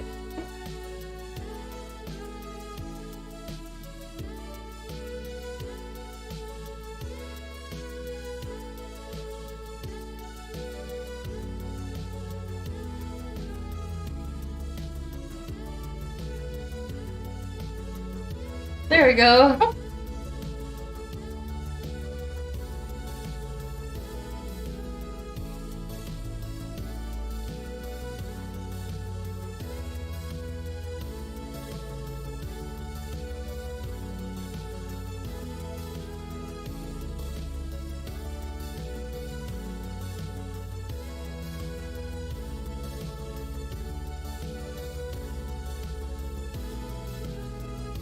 I'm gonna draw Anise awkwardly standing here.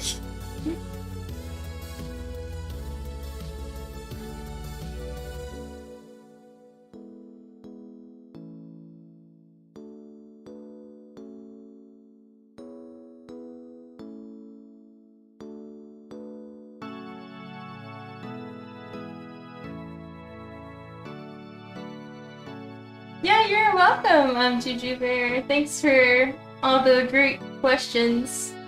It's always awesome to have more Magical Girl genre fans in the chat.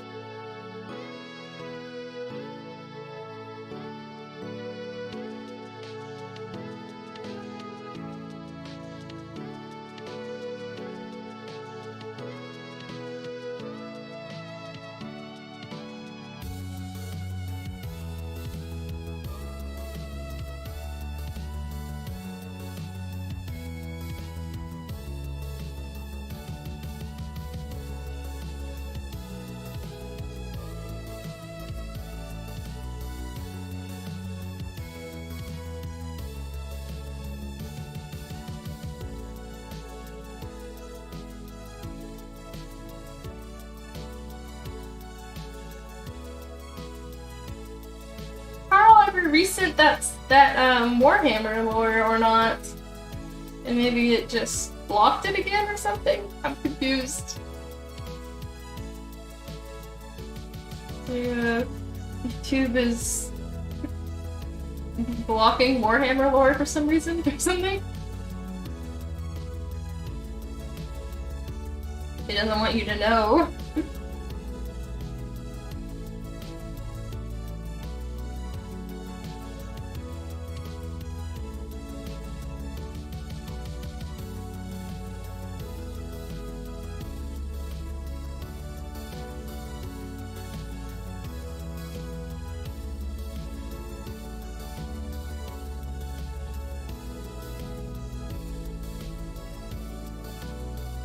Probably guy in the background.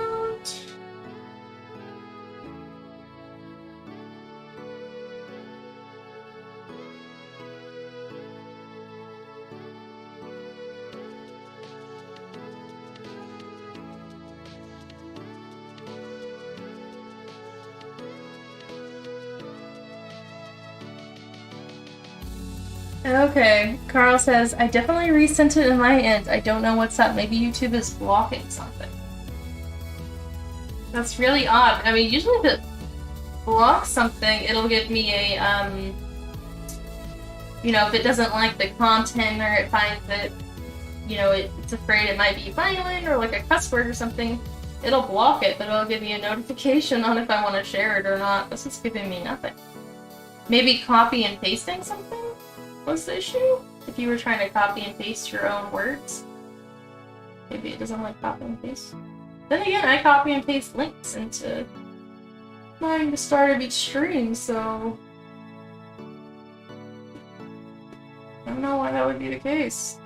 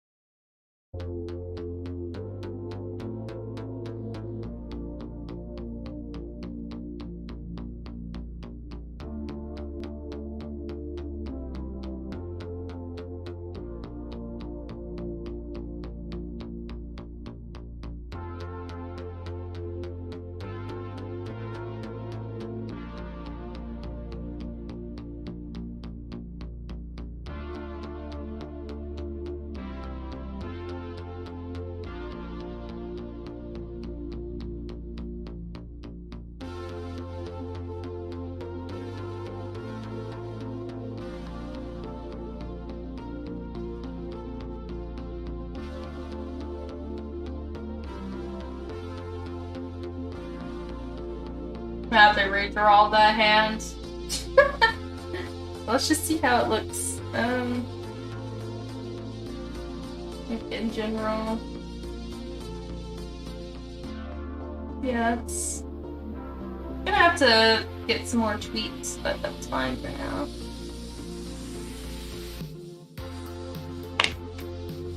Alright, I see something new, Shankara. About Warhammer. The Tau Empire strives for the greater good of the galaxy, so they fight against chaos and destruction, and they include and help other species. Alright, that came through. Which is good. I'm glad that something came through.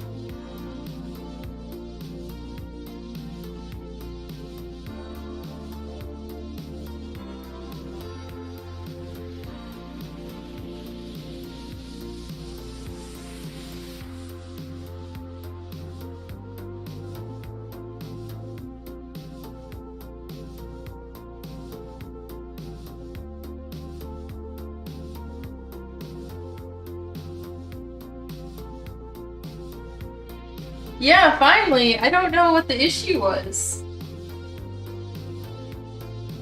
Was there something that you did different when posting that one?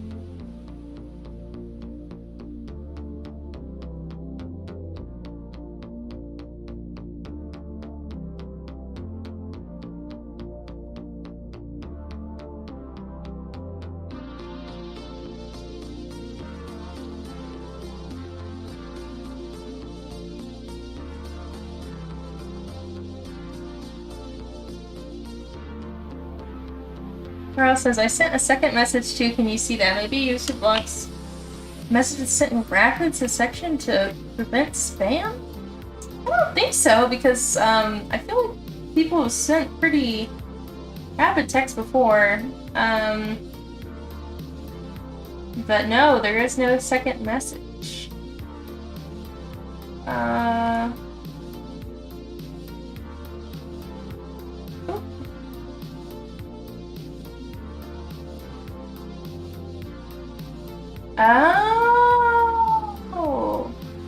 Alright, so there's, for me when I'm looking at it, there's something called Top Chat and then Live Chat.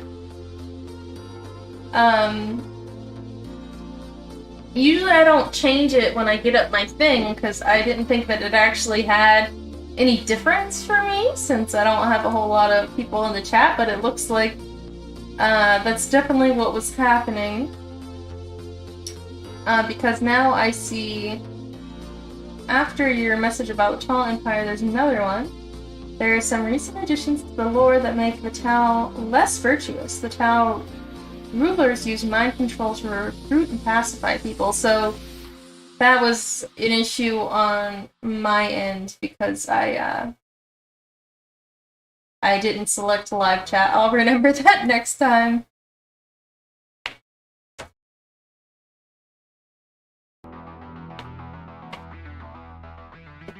Oh, that was frustrating, I'm sorry.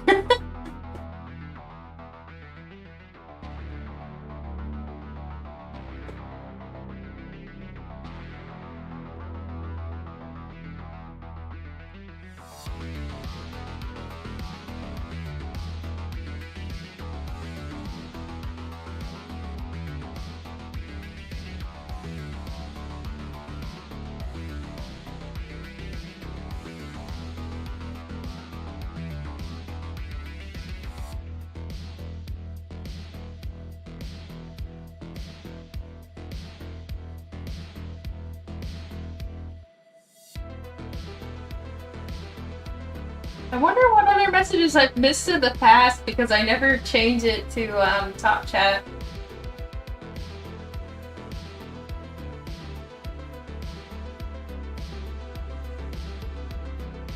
I'll have to remember to start doing that.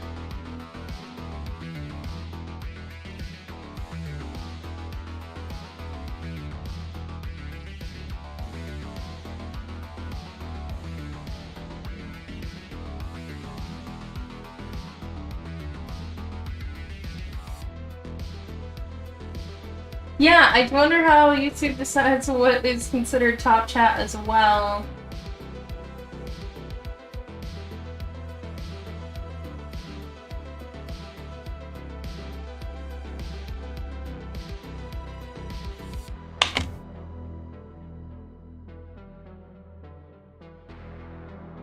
Alright, my least favorite magical girl anime are manga.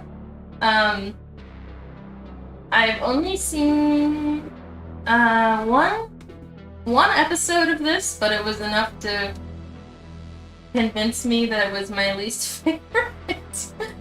I know that one of our viewers, Poor, likes it a lot, but Poor likes some horror, so they take no offense, I don't think, but I just really hate Magical Girl Sight just from the first episode of it. I don't think it portrayed it was just like edgy for edginess sake, and they kind of like, I don't really know how to like describe it in a child-friendly way, but it was very gross and very like bring back like traumatic events just to see like the first episode, but it wasn't to make you sympathize with the character, it was to show you how violent and gross the story could be for like shock value, I felt like, which is something that I really dislike. But who knows, you know, it might have changed as it went on, but I wasn't gonna give it another chance to be gross. You know, every time I think about it, even to this day, it just makes me sick to think about that first episode. So yeah, I think that'd probably be the least favorite, though I haven't completed it. Are there any other... You know, actually, like, it's kind of a controversial opinion for Magical Girl fans, but I'm not the hugest fan of Sailor Moon. Like, I like the art, and the story itself is cool, but I'm not the biggest fan of the anime. You know, it's a fun watch, but it's not my favorite. But again, that's nothing, that's no dislike or anything to it. I still enjoy it and still think that it's great, and all that is just not one that my heart is really connected to, I suppose. But that's really it for the magical girl genre that I can think of, you know, for any kind of dislike. Of course, but again, you know, I still like Sailor Moon. You know, I love Sailor Mercury, and I like the space themes. It's just one that I can't really get into the anime as much, but, you know, I really like some of the manga. See window. Yeah, it was... I think that, yeah, Magical Girl Sight, you know, might have been, you know, somebody who thought, oh, this is, you know, what made Madoka Magica popular, let's capitalize on that, and just went too far, like they didn't understand what Madoka was saying, you know? It wasn't glorifying the torture of young girls, you know? It was just kind of showing a, something that could happen, I think, or, you know, a dark side of what could happen to a magical girl, just like Pre-Tier did. But yeah. Vtuber says, I didn't like Magical Girl Sight either. The stuff that the show covers is a bit too much for me. Madoka Magica was better when it comes Two dark magical girl shows. Yeah, I'd say so.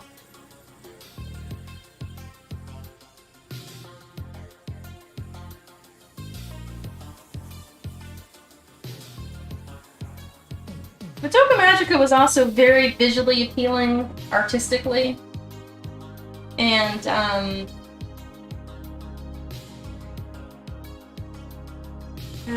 don't know. I just have a lot to say about Madoka Magica, some high praise for it, but nothing good to say about the other one. I mean, I probably can't be 100%,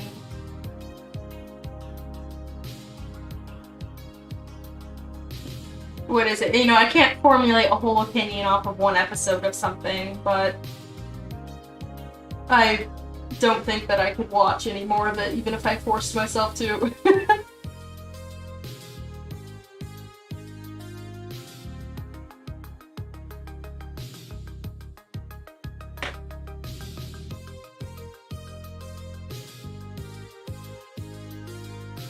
Carl says, I think I understand. I like some horror, but not horror plus psychological. That is, stories where characters experience a lot of distress and abuse. That's why I don't like Death Note. Interesting. You know, I watched Death Note when I was younger, and I remember enjoying the, like, the cat and mouse kind of chase of it. But I didn't really think much about it otherwise. You know, I was watching it with a friend who was really into it, which might have clouded my view of it. But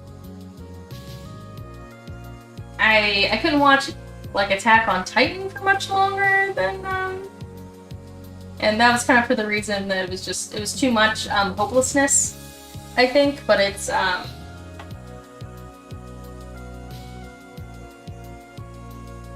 yeah. I don't know how to say what I want to say in a child-friendly way about Magical Girl Sight's first episode.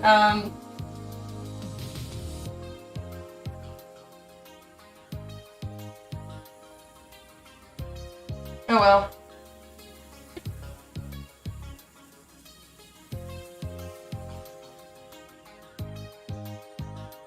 But I can see that, you know,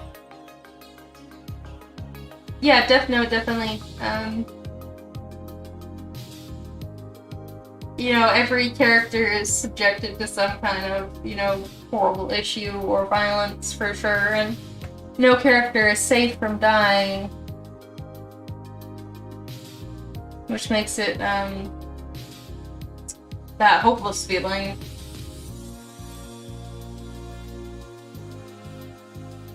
Carl says, I like horror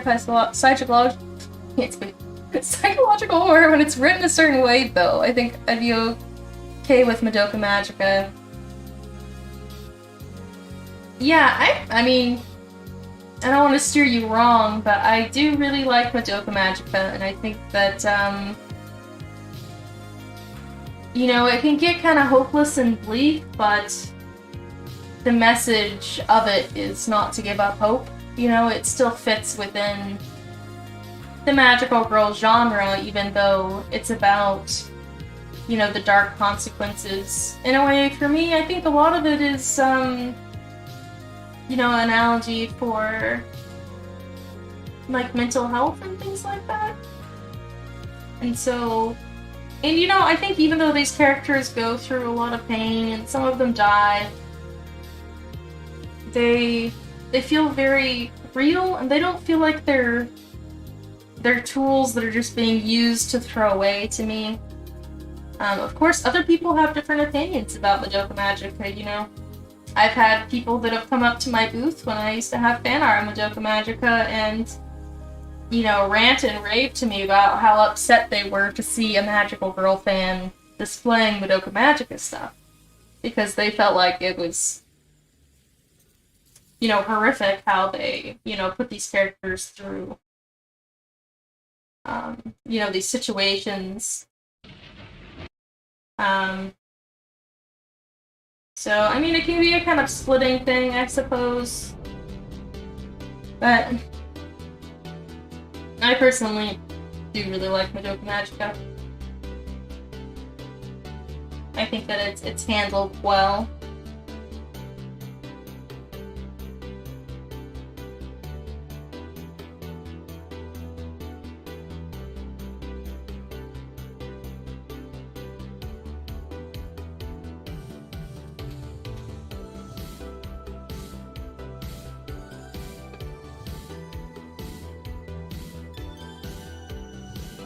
Vtuber says, have you seen Yuki Yuna is a Hero? It's like Madoka Magica, but a little bit more dark, not as dark as Magical Girl site. I've only seen the transformations from that. You know, I kind of wanted to get into it, but I was kind of, worried that it would be like another, you know, case of something like that. So it depends if you think it's handled appropriately, like the horrible things the girls go through and that kind of thing, but I could give it a try. The animation looked really pretty in the transformations that I was watching. I was attempting to see if I wanted to watch it a few years back, which is why I was looking at those.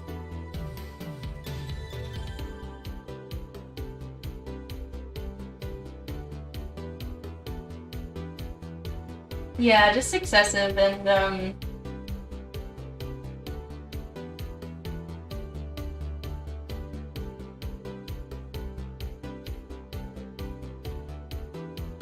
yeah. Yeah, I don't know how to say much more than that. A Magical Girl anime that I will say that I like that covers, I would say, some of the same topics that first episode of Magical Girl site did, those different kinds of abuse that they were showing. But there's an anime that does it well and shows more about mental health and showing those acts of abuse as a monster that they have to defeat. Is Wonder Egg Priority. I would say I was really impressed with the way that they handled those heavier subjects in that one while still keeping that magical girl feeling and the respect for those characters. I don't know how it'll continue though, it kind of leaves off, and they did a movie for it, but I would suggest not watching it because it was very low budget and twisted some events differently in the movie that I don't think that maybe the same people were really working on it, unfortunately. But overall, I would recommend the series itself for Wonder Egg Priority. Just very emotional and tackles some subjects that people are afraid to talk about in anime, I think.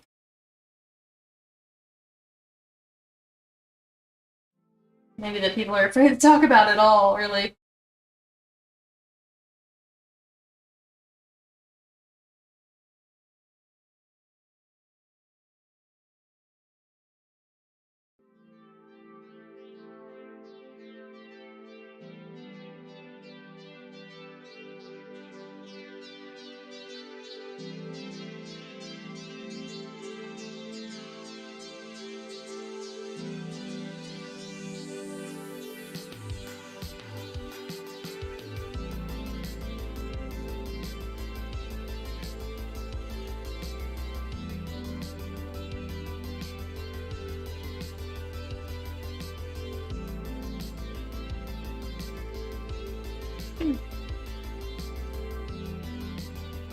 But if you're looking for some newer magical girl anime that will not traumatize anyone or mention trauma at all, I think I talked about this in a past stream, but there's a newer magical girl anime called Healer Girl. And it's super cute. It really takes me back to like the start of my love of magical girl anime. It's super cute and wholesome, has stellar animation, like they animate things way better than they really have to. a great soundtrack because all the characters sing. And they have some of the same voice actors as like Pretty Cure and stuff like that. Just awesome stuff. I was really surprised that it came out in this day and age. I think it was like 3 seasons ago now for anime.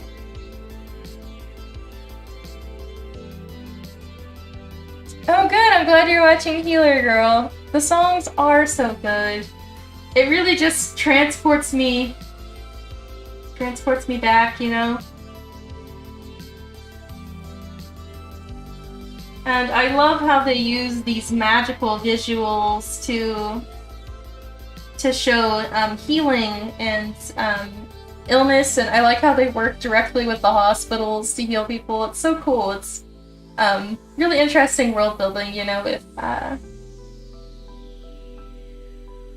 being a magical girl is a real profession kind of thing. And I just think that's such a charming concept. I moved my thing around accidentally and now I don't know how to fix it. Here we go. That was confusing. Yeah, the visuals are stunning.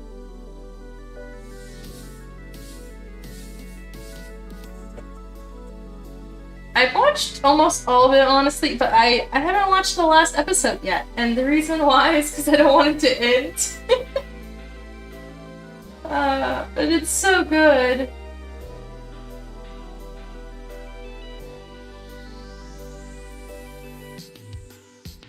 I really should just watch the last episode. It's not gonna make any more of it appear holding off, but...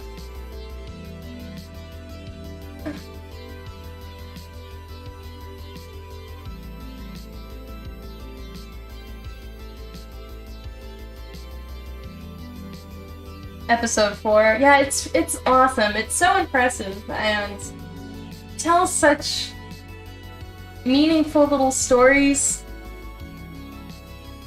Oh, I love it so much.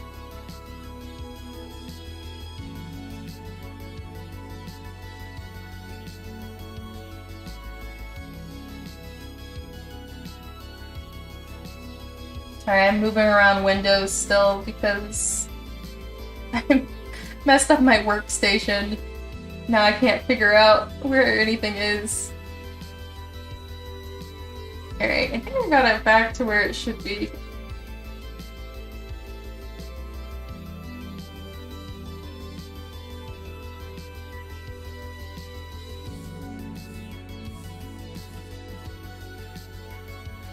Juju Bear says there's a new Magical Girl manga coming out this year called Magical Beast Sherbert.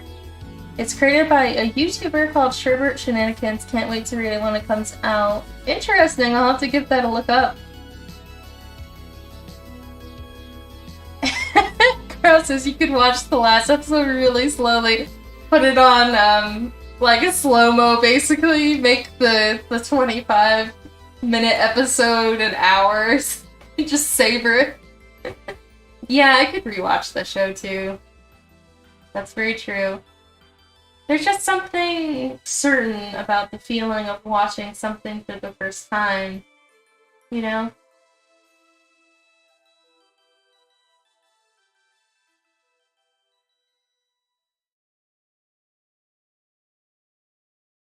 I don't remember if I gave this lady screen toned hair. Let me check one of my other drawings of her.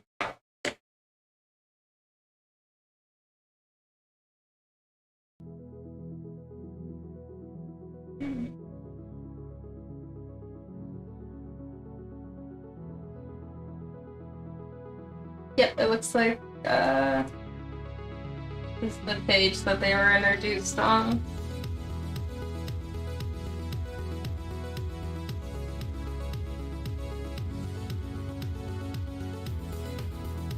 She has gray hair and he has black hair, so let's put that in there.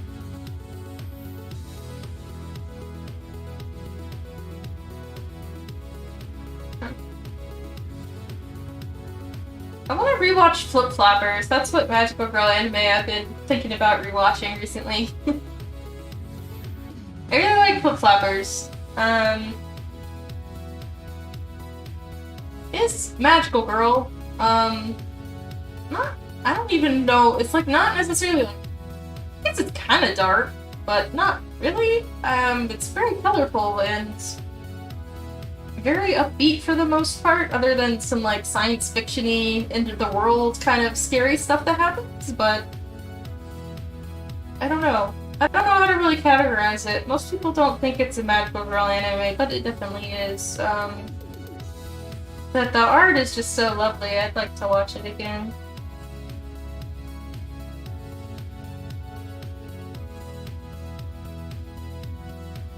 Carl says I've accidentally abandoned good shows because I don't want the end. Well, I'm glad that it's not only my problem, I guess. It's good to know that other people do the same. Yeah, I've been watching, like I was talking about watching The Next Generation, Star Trek. I've been watching that for like 3 years now, or something like that. And it's not like I've rewatched any of it. I'm still cruising. I'm halfway through the last season now, but I've been watching it so slowly and just don't want it to end, kind of thing.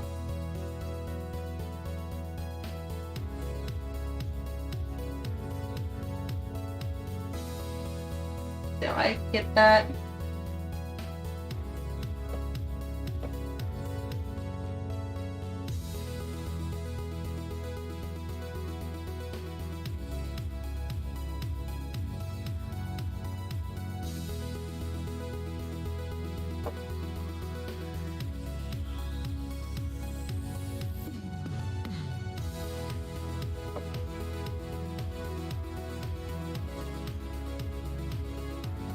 Probably quite a few shows that I've abandoned like that too. I remember I was watching another, it was kind of like a Magical Girl show, but kind of like a spy show I was watching called Release the Spice. And I was enjoying it quite a lot, and then I just decided not to watch any more of it one day, or like I was saving it for something, and then completely forgot that I was watching it, and I only remember it every once in a while where I'm like, whoa, am I gonna complete that show? And now I'm gonna have to rewatch it because I don't remember anything that happened.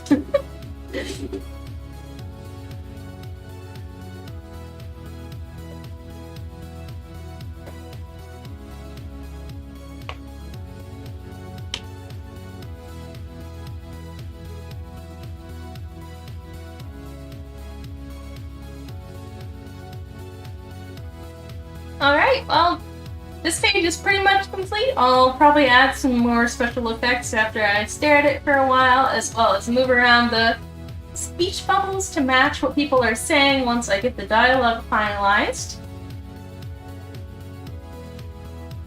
I'd say this is a pretty productive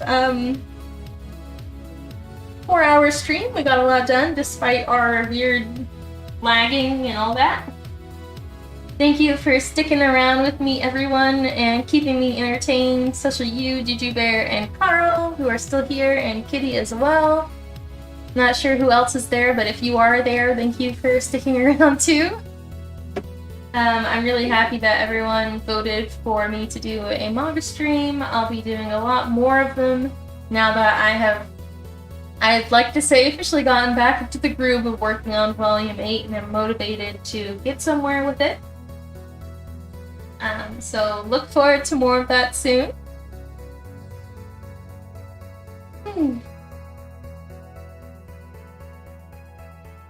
Since it can be difficult with shows you know you won't get new content from. They're so old, or there's drama politics with production. Yeah, that is sad as well.